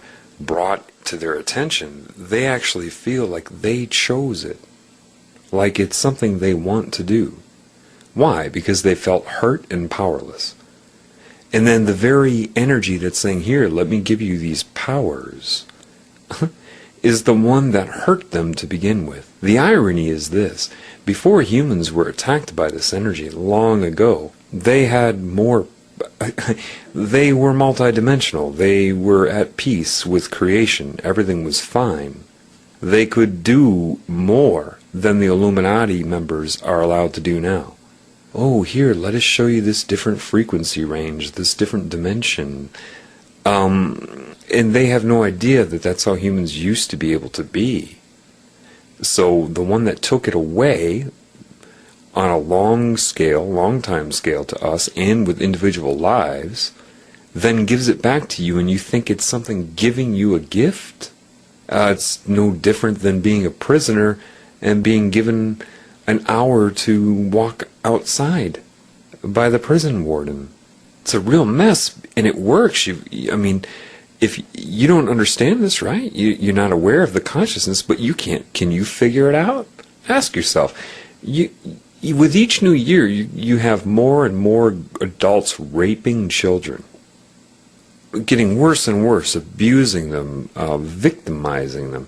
Forget about what the Illuminati do for their rituals. I'm talking about the common folk doing this and wanting to do this. And people just are so asleep, so under a trance, they just point their finger at them like, you are a bad person. You as an individual are bad. They don't question what is occurring with the race as a whole. And the Satanists, the low-end witchcraft people, low-end Freemasons, think they're getting a gift of knowledge. You get high enough up, and then you encounter these beings, right? And the beings are not... Look how easily they manipulated the human race. Humans used to be more mentally active thousands of years ago than they are now. Doesn't matter if they had the technological knowledge, they had the intuition. And they were able to be taken over. This is why the other part of the universe, energies, spirits, you want to call them, whatever, consciousness from areas outside the tumor, like the DNA recombination in your immune cells to figure out how to fight an infection. This is different. This isn't fighting it. It was figuring out what happened. Okay, this is a problem. It's spreading. It's disconnecting. It's dividing, conquering, and absorbing and growing. It has to be figured out. So new spirits have come into this tumor. The body is not the barrier. You have a few layers of that. So it had to be enabled. Spirits that were, how can I say this, around longer. It's not a matter of being better or worse, but what do you want, a lie? Spirits that have more universal knowledge, you could call it an elder, just more in touch, more of a quanta of energy available to their being, came in. I'm one of them, knowing that as soon as you're born, you're going to forget everything. This is why they can locate you immediately, because you do have more energy radiating from you. And the idea is to come inside with extra energy and energy now on the outside of this kind of They're communicating with you because they have to wake you up, because there's no way you're going to do it without that. So it's a coordinated effort to open up the communication so that you can activate people. Because the irony is this: when you're dealing with cancer, a virus, or look at a viral infection. A virus is not alive, it's non-metabolizing, it's like technology. It comes into your cells, and your polymerase enzymes have to read the DNA or RNA or whatever form it's in. If you don't do that, it can't hurt you. How do you think you get over a cold or the flu, both viral infections? Too small, and within the cell, they're intracellular, during their infection, so you're not going to kill them. So how do you end up getting over something like a cold? The consciousness of your cells finally realize, don't read this DNA. Mind control is the same thing. Entity consciousness connected to everybody in the form of a mass possession is the same thing. If you don't read it, if you don't acknowledge it, it can't hurt you. And right now, that's easier said than done. So what has to happen is many people have to start waking up, and that energy will start to radiate and spread to everybody else, just the way information spreads within your body. So it's difficult for people on the front line of this, because you get hit hard in a way that they try to really manipulate your sense of reality to keep you from realizing your own divine existence, your own creative essence. I mean, who is the creator? You. Now, let me make you understand a little bit more this, the perversion thing, the sex thing. It's an addiction. It's a chemical addiction within you. And what you need to understand about an addiction is you cannot resist an addiction. Ever. Ever. You can only understand and connect to love, and then change your resonance, and then the addiction's gone. See, because your body is the result of the mind, and the mind should take direction from love. Because your body is the interference patterns of your consciousness. Ultimately, I mean, it's back and forth. It started as structure, mind inhabited it, and like a piece of clay with instructions in it, the mind molds that clay. This is why you could hit the body with a resonance or a wave representation of a certain chemical, and then components in the body will assemble together as that chemical. The energy will slow down and condense together as that structure. Structure is waveform, waveform is structure. You cannot resist it any more than you can resist a heroin addiction. Okay, so when you say, oh, well, okay, sex is the problem, I got to stop sex. No, it doesn't work that way. You can't. You won't. Watch. You won't be able to. You think you will, but you won't. It's not how you get over an addiction. See, with love, you cannot emit love. That's a mistake some people make. I had to correct a shaman on that. She said, John, you have to radiate your love at them to plug them in. I was like, okay. So she said, point your finger at them and send your love through your hand. All of a sudden I see this smoky disturbance in the air of my energy being sucked out of my hand and gobbled up, and thank you very much. That was good. That's basically what happened. Then my arm hurt because that essence was taken out. And then I realized through this that you cannot emit love, you can only love. You have no control over love, therefore how can you direct it? How can you take it and whip it over there or whip it over there? Love cannot serve the mind. Connect to love, and then love what you want to get love, which doesn't require aiming your finger at it or focusing on it or trying to radiate love at it. No, that's structure. That's only structure that you're radiating, that energy. Just love it, and the energy will bathe it. It's the only way you can do it. There is no effort, there's no procedure or protocol you can take to emit love. Love directs you, you don't direct love. Love can make you go up to somebody and scratch their back for them. But you can't go up with the intent to scratch their back to make them feel loved. To think the scratching of the back will create love in them. No. There's a very big difference between the two. When I had that upload on Christmas and I was talking about the keys to God, let me be specific about that now. I had my emotional response to that. You will too. You'll break down too. That was my response to love under a severe attack. One of the many. Every point in time has its own resonance. Therefore, any memory you have of the past has a resonance. That resonance was directly correlated to what genes in your DNA, what codons were turned on and off.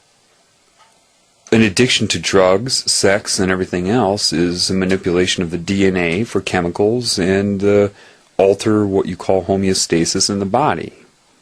So what it showed me was that if you just shut your eyes and picture your point where you are now, say just looking forward, very basic, you don't have to do this, but the past would be, say, just if you tilt your head to the left and you go to the past, if you tilt it to the right. Again, structure, I'm just giving a metaphor, okay? Do it however you do it. And what occurred to me is what it showed me is, have you ever had that smell or a sound or a situation, a scene or something that triggered not a memory of your past, but actually took you back to it? Well, you start that way. You find something that brings you back, and you can't just remember it, you have to go into it. If the year was 1978, you have to, in your mind, pretend you're sitting there in 1978. Right now it is 1978. And you don't have the mirror for that. You look out of your eyes and see yourself as that child. And what you do is everybody has significant moments where you were attacked by this cancer. All of you. And those moments were to make you do something that brought shame to you, ridicule, whatever. Or something happened to you, you were abused, or something bad. And when you start to connect to love, you go back and you have this understanding that they were controlled by this consciousness. You start to get that. You start to understand it. You go back and you can actually, forgiveness is understanding. It's not an act, it's not an admittance, it's not anything other than knowing. You either forgive or you don't, just like you love or you don't. It's not a procedure or something you force yourself to do. You can only do it when you understand. Therefore, it's not even forgiveness. That's a word. It's, oh. Then you see, oh, I did this when I was young, but now I start to get an understanding. There's other things involved, subliminal messages, a consciousness directly plugged into my mind that wants me to feel separated and shameful. Oh. Doesn't matter what you've done or who you are. See, if part of my body gets sick and it's being played out as cells attacking each other in the worst brutal ways inside my body, cancer and allergies would go hand in hand based upon that. Autoimmune disorders. What are you going to do? Punish it? Or do you just want it to heal so you can go on with your life? Which is it? Well, I'd like to heal, but you know what? I think I'm going to turn you into a cancer cell and punish you. Because you became disconnected and started attacking other parts of me. You, Mr. Group of Cells, and you, Mrs. Group of Cells, or whoever you are. And I'm going to punish you now. No, you're not going to do that. So what makes you think that the Creator is going to do that to you? If you knew how appalling the attack on your own body and an autoimmune disorder was inside your own body, or a cancer, how the consciousness is being played out, the torture, older cells destroying newer cells. On that level, they can't understand it. That's the anger inside the tumor itself. It's only when you connect to all perceptions at once, being part of them, being part of you, being part of something larger, and everything at once, when you spontaneously heal. What makes you think it's any different here, in an infinite scale? You need to be able to forgive, obviously, the people doing the most horrendous thing. Now, forgiveness doesn't mean you allow them to continue, because love will always do and guide you to do what it believes is right. You can't not lie. Lying is no different than telling the truth. If you intend on doing that, if you intend to do it, when you're connected to love, you just will tell the truth. It's more about not what you do, but the intent of what you do, which you cannot constrain to rules and guidelines. What is right in one situation with one person may not be right for that person if they're in a different emotional state and you are in a week from the first time. You cannot remember what is right and wrong. Life offers an infinite possibility of interaction. You cannot retain it. This is where laws come from. Rules, political correctness. The whole thing is an arrest on life itself. You don't need laws. If you're connected to love, you live it. You don't need to adhere to something. The very fact that there are laws here shows that there is a major problem. Forgiveness is understanding. And first you need to forgive yourself. Because you were manipulated. It doesn't matter if you can perceive it yet. I can. You have no idea what's going on. You were manipulated to do everything you've ever done to other people. The whole point is to make you attack other people and to be separate from them, and there are varying degrees. You cannot accept the judgment of man because the man is connected to this Cancer energy. You have some person commit a crime that lives down the road from you, and you're so quick to point your finger at them. What if it was your own son or daughter that committed that crime? Would you be pointing your finger at them? Well, no. Why do they deserve your love? And the one down the street does not. You're insane. It's your love for your child that makes you sympathize. Even though you don't understand what did it to them, you still have more of that love, the broader perspective. Yet you reserve that for your nuclear family or close friends? That doesn't mean covering up for them. If you're, say, a drug addict or a sex addict, that means your body is wired right now to be that way. When you were a child, you did not need to perceive bad in order to perceive good. This whole black-white, yin-yang, good-bad balance of the equation is insanity. It's a computer trying to assess itself. That's what it sees. All the results of creation, not from the creation point of view. When you were young, you had to be taught to view things as good and bad, right and wrong. Then once you got hit with TV, Barney, Elmo, Sesame Street, Disney, bye-bye. And that's when you start being selfish. The more TV you watch, the more toys you get, the more all the stimulation from this cancer. And pretty soon the child starts saying things like, mine, before they were quick to come up and just offer it to you and to share.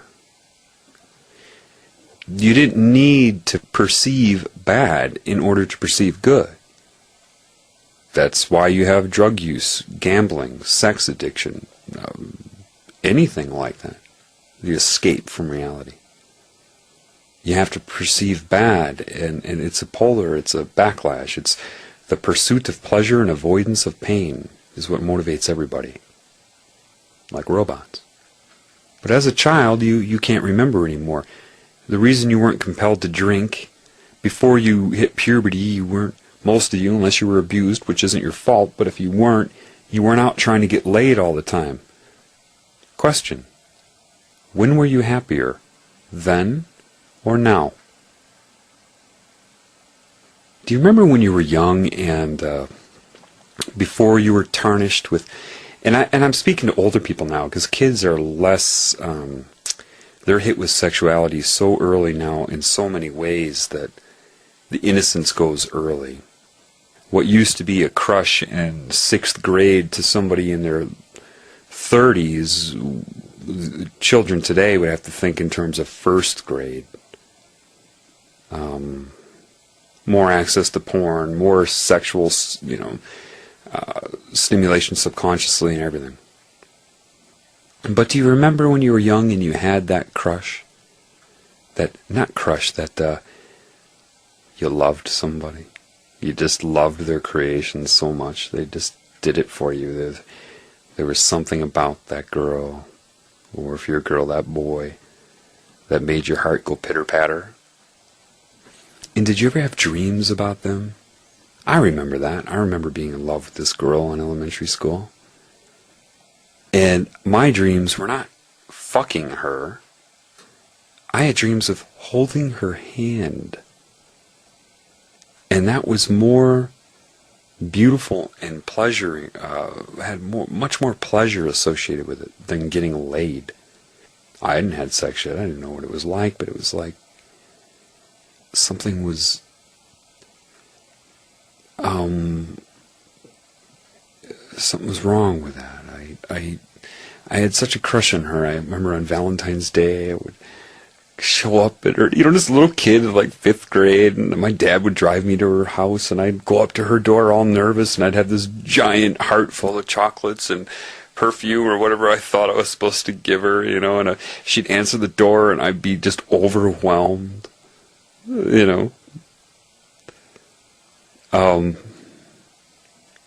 That was the love in me. Now, they'd already tried to take it away, so I didn't have the self-esteem that I have now that's being repaired. I mean, I've had self-esteem my life, but a lot of it was based on my mind. I thought I was smart. Yeah. Anyway, that's better than any lay I've ever had. I remember when I first had my first experience of detached sex. This girl named Carla, and I knew her well, but I knew I didn't love her. And we just had sex, and I remember driving home. I was 18. And I remember thinking to myself on the highway, I just did apparently the most intimate thing you can do, and I feel more lonely than ever. Now that should have been a warning sign to me. But I had this other consciousness that I was not aware of at that time. I had to go through these things. This way I can relate. And I remember that. There was something wrong with it. Nothing wrong with her. Something wrong with that. Like I said before, if you find that moment, find that memory, and you go back in your mind and be there in your mind and bathe yourself in that energy. Imagine taking that energy and having it change your DNA right now. Because that energy, that memory, that moment is a vibration. And correlated to that vibration was a certain genetic code.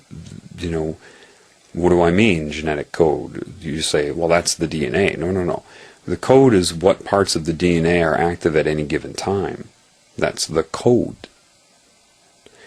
And before, when you were younger, it was your love and consciousness that dictated your genetics. So you activate it by that. You need to go back, and then what happens is you find the points of yourself when you were innocent or more innocent. And you take that and it will start to change your resonance now. Once you start to change your resonance now, you get a new insight. The insight of your innocence as a child. See, the children have the love in them, but they don't have the experience or the body mass to defend themselves. And so it can be taken away. If you get the innocence back that you had as a child, which you can, with the size and maturity you have now, it's a whole different story. And this is what it means in certain symbolism to say you can only enter heaven as a child. Well, heaven is just where you started from. You just forgot. That's how good it is. That's how good you had it. Then when you gain this new insight, there are all those moments throughout your life that you were embarrassed, ashamed, you felt tainted forever. That I'll never be the same again. And you go back and you understand. And then you can heal yourself back then. Why? Because that moment created an imprint in your DNA, in your field of consciousness. And by going back to that moment and understanding it, and healing yourself then, you erase the current imprint from it now. That opens up even more. Then you go back and get more of that innocence from childhood. Look at old pictures of yourself as a child and look into your eyes. See the wisdom that you couldn't see before. Find those pictures that you were embarrassed of until you can look at them with love. And you start to understand, oh my gosh, now I know what was making me feel embarrassed. And it's not a matter of pushing it away, it's a matter of letting it go, erasing it. Men that were forced to feel feminine don't understand. See, there are things I haven't told you yet. They take, every time, see what you don't understand is this. Every time you have those moments, those salient negative events in your life, you kick that part of you out of your body. There is a part of your soul that is of all time. That slice, you move out of your body, and that's a quantum of energy that could be available to you. That is no longer available to you because it can't get back in. There are fragments of you all around. Some being tortured by this energy, connected to you and your body now, so that you act out in response to that torture. And then they force that part of you to watch you act out on this plane against what that part of you knows you shouldn't be doing. Ask any shaman this, they'll tell you that. They know. Your soul is holographic. Just like a hologram, you can cut it into pieces and you see the whole image on every piece. Same thing, you take a part of your soul energy out, it will manifest as the whole of you. I have had parts of my soul tortured since I was 5 years old, a shaman told me. Because they knew what I was doing here. They knew they had to keep me from connecting to love. That was their strategy. They have been torturing me in the worst ways on a different plane. And I forgive them. That was then. I'm not looking at them as a warrior, or else I contribute to the destruction. I'm looking at them as if I were a cosmic, universal physician that has come in here to fix the problem. You can be a psychiatrist and have a patient. That patient may reach up and smack you. Are you to take offense or to understand the disorder?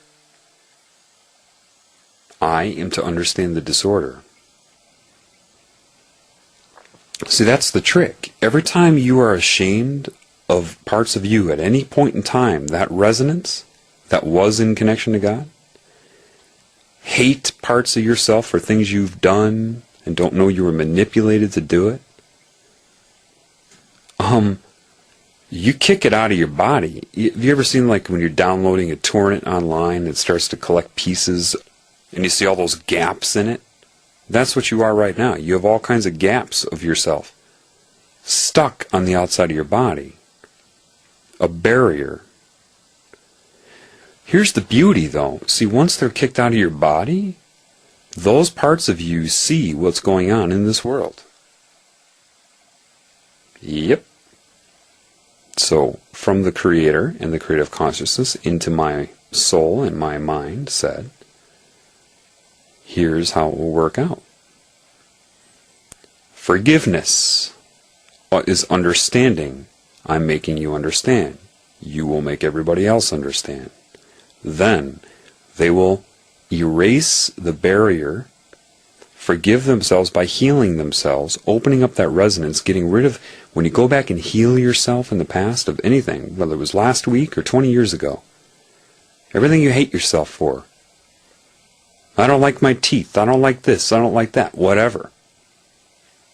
You have an imprint on you that keeps that energy outside of your body. Now, when you understand, and you can only forgive when you understand, otherwise you won't, and it won't work. You can't pretend to forgive any more than you can pretend to love. Once you understand those moments and you go through them, it's kind of like in your mind, get back in here. I love you. And that comes in, and now you have a quantum of energy that has information from the outside.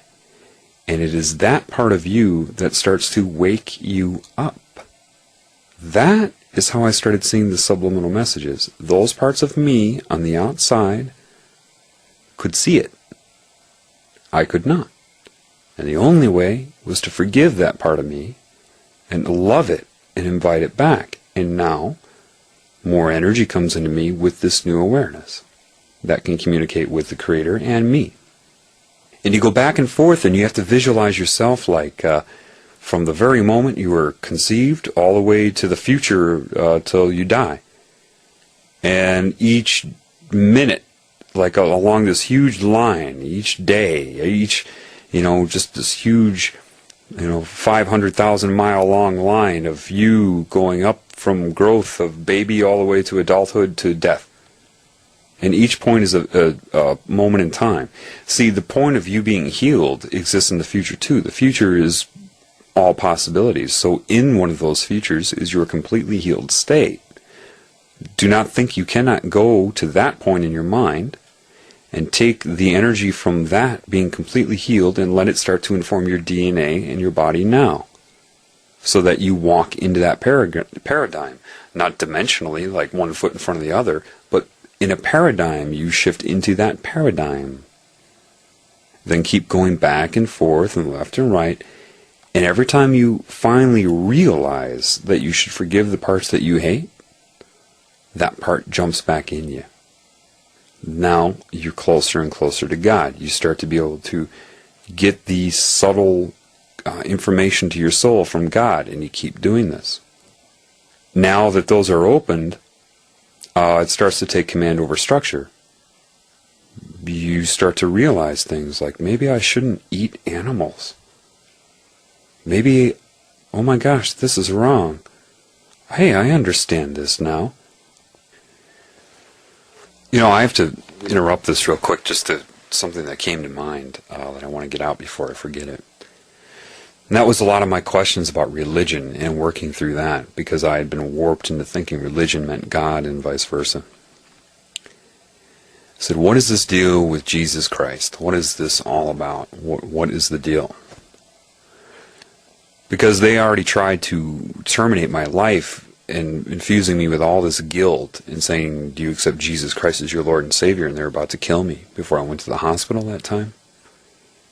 I think I mentioned that in another upload. If not, I'll explain that at a different time. But I had to ask the Creator, what is the deal with this name? Ultimately, it's quite firmly, don't worry about it.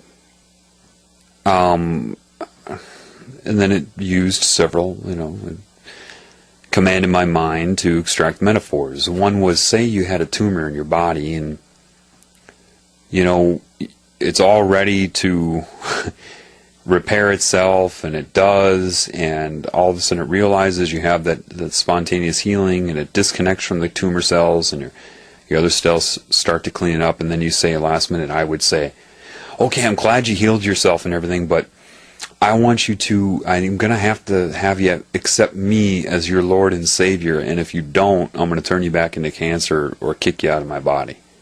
Because I'm that insecure, because that's what love is. I need you to worship me. And then I put into my mind, as the creative force, do you think I am that insecure? I said, what is your name? Jonathan. Did you give yourself that name? And I realized in my mind as it guided it that I was a baby, and my parents kept making the sound, John, Jonathan. Finally I looked up and noticed they were looking at me all the time when they said that. And eventually my mind identified with the name Jonathan. And then, as life ensued, here, throw this ball into the hoop. You made it. Yay, you're good at basketball. Oh, the mind, plastic and self-aware, starts to pursue that input and practice basketball. Oh, you're good at this. You're not good at that. You are this. You are not that. You can do this. You can't do that. So that is the formation of your ego. It's an illusion.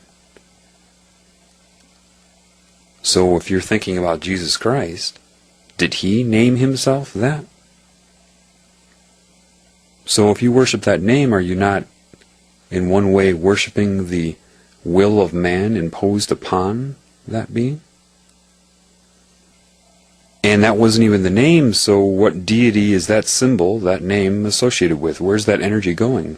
And then it made me realize the cross is an occult symbol. Jesus didn't make that cross. They made it. The Satanists made him carry it and killed him on it. And they're using the cross as the sign of God, which is structure, which is insanity. And if you focus your energy on that, you're directing your energy to it. And they absorb that energy. It said, if you did everything and repaired yourself to have the innocence of the child who does not sin, and did everything in accordance with creation, and then all of a sudden you were judged saying you have to accept a name and you couldn't survive without doing that, would you even want to exist in that type of universe? No, I wouldn't. I said, well, did he or did he not exist? It won't tell me. I say, why? It says, how are you going to learn if I tell you? Basically. Do you need to read a Bible to communicate with me right now? No, I don't. Exactly.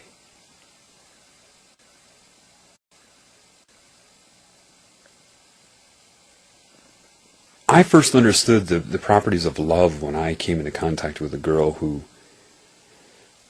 synchronously I met and started talking to her about life and whatnot, and brought up this cancer condition and what's happening synchronously, or not synchronously, but intuitively. And she allowed me to finish what I was saying, and then finally she says, are you sure about that cancer thing? I said, yeah. Okay, then explain this to me. She said, I have cancer. She's a young girl, a college student. She was there singing. It was I went with her to observe her sing, not to flirt with her like the binary mind would assume. I knew it was a lesson of some sort. I was directed to meet her. And there I learned a lesson of love. I was born what the structural psychic mind would call a healer, because I can manipulate my chi energy no problem. I didn't have to learn about that. I could always move it around, relieve some pain in individuals, and focus my chi anywhere in my body to relieve pain, just like consciousness around a proton nucleus of an atom may manifest an electron. That's all chi focusing is. Localizing the energy. Seeing a daisy in your mind. And bound to structure, I was there and I said, okay, well, she had cancer. And I'm making this, it's a longer story, but I'm trying to shorten it up for you. And so I said, okay, stand up. Usually I could just put my hands over somebody's body and feel where there are problems. I could feel some imbalance. I'm like, okay. So I tried to direct my energy and take away her pain. And then I finished and I said, so how do you feel? Are you still in pain? She said, yeah. It didn't work. She became anxious then. No, I knew one of the main reasons that I had to go with her to watch her sing is because she was shy. She didn't want me to hear her sing. That type of shame. I knew there was a reason there. It's cancer. Doctor says that I shouldn't even be alive right now. It's only a matter of time. And she started getting anxious, and all of a sudden her breathing turned into this. I said, "Do you have tumors in your lungs?" She said, "Yeah, they moved to my lungs." And then I realized, okay, the energy manipulation didn't work. Looking for a cure for cancer won't work, and then the Creator did what it does. Look at her. What is she? She's a girl. What is she? She's your creation. What are you? I'm your creation.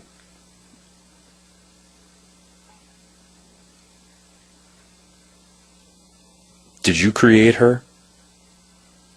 No. What's a sin, John?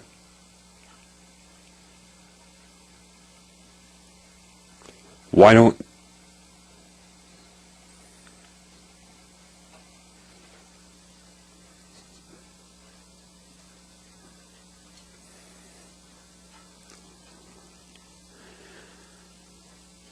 don't your skin cells attack each other in your body? Why don't your body's cells attack each other when you're healthy? Why don't they steal from each other, lust after each other, try to manipulate each other, take from each other, use each other to seek pleasure and avoid pain? What is that when they do that, John? That's cancer. Does it have anything to do with good or bad, John? Would you design a car that had engine parts that would lie to themselves and each other within the machine, the apparatus? Would that be an efficient design? Would you make the design that way? No. Does it have anything to do with good or bad? No. It just works or it doesn't, right? Who loves you? What are you, John? Did you create yourself? That which is inside of you, did you create that? No. Did you create her? No.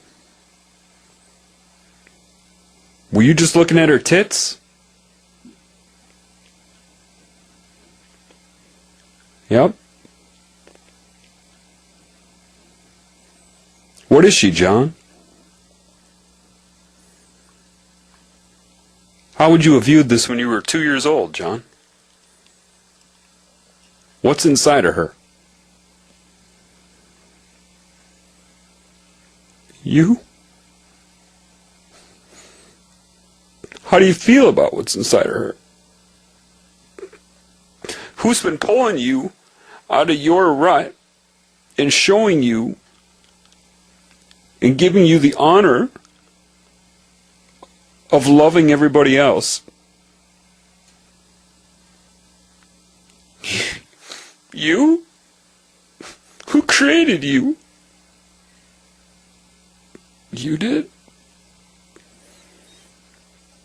Who's inside of you? You?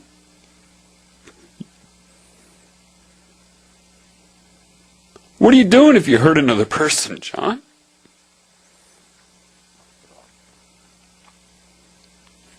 How do you feel about her, John? Look at her. What's inside of there?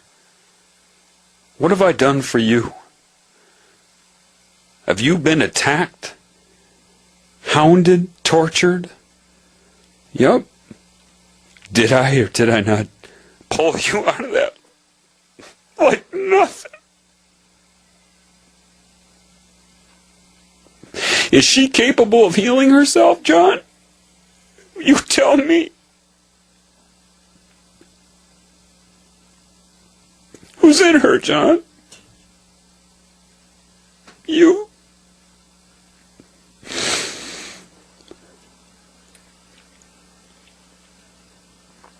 And I understood again. I understood when I never had to learn. Right off the bat. I understood why a child wants to share until they learn not to. And I didn't have to radiate energy at her. I didn't have to point my hand at her. She's talking about her situation, looking away from me, having trouble breathing, and I started to love her. As a creation, I loved her. It was just, I knew she could do it, that she could completely change her own body, and she's disconnected. And something happened, and this energy emerged. Her breathing went from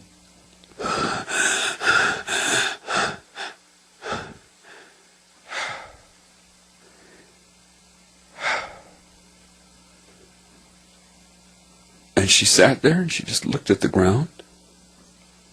I said, what happened? She said, I don't know. I said, are you still in pain? She said, no.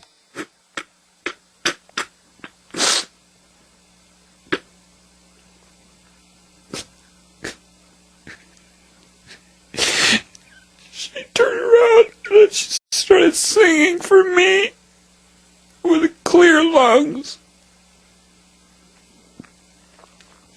She doesn't have cancer anymore.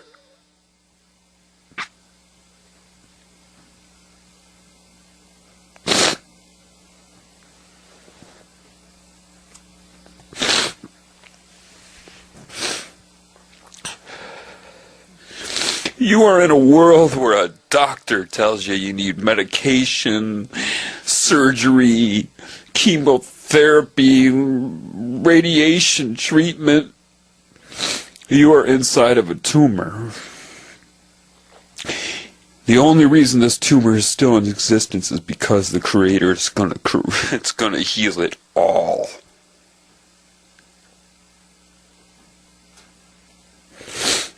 You cannot send love.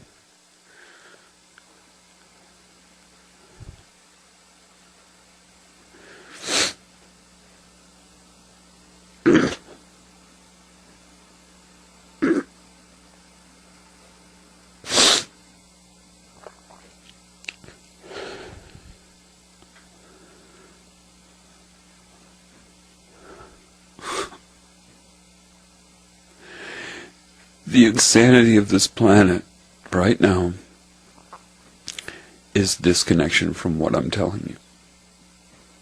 You need no Bible.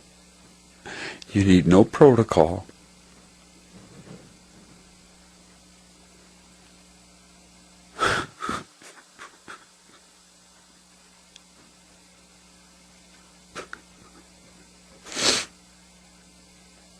Someone's going to ask me if I believe in the Creator.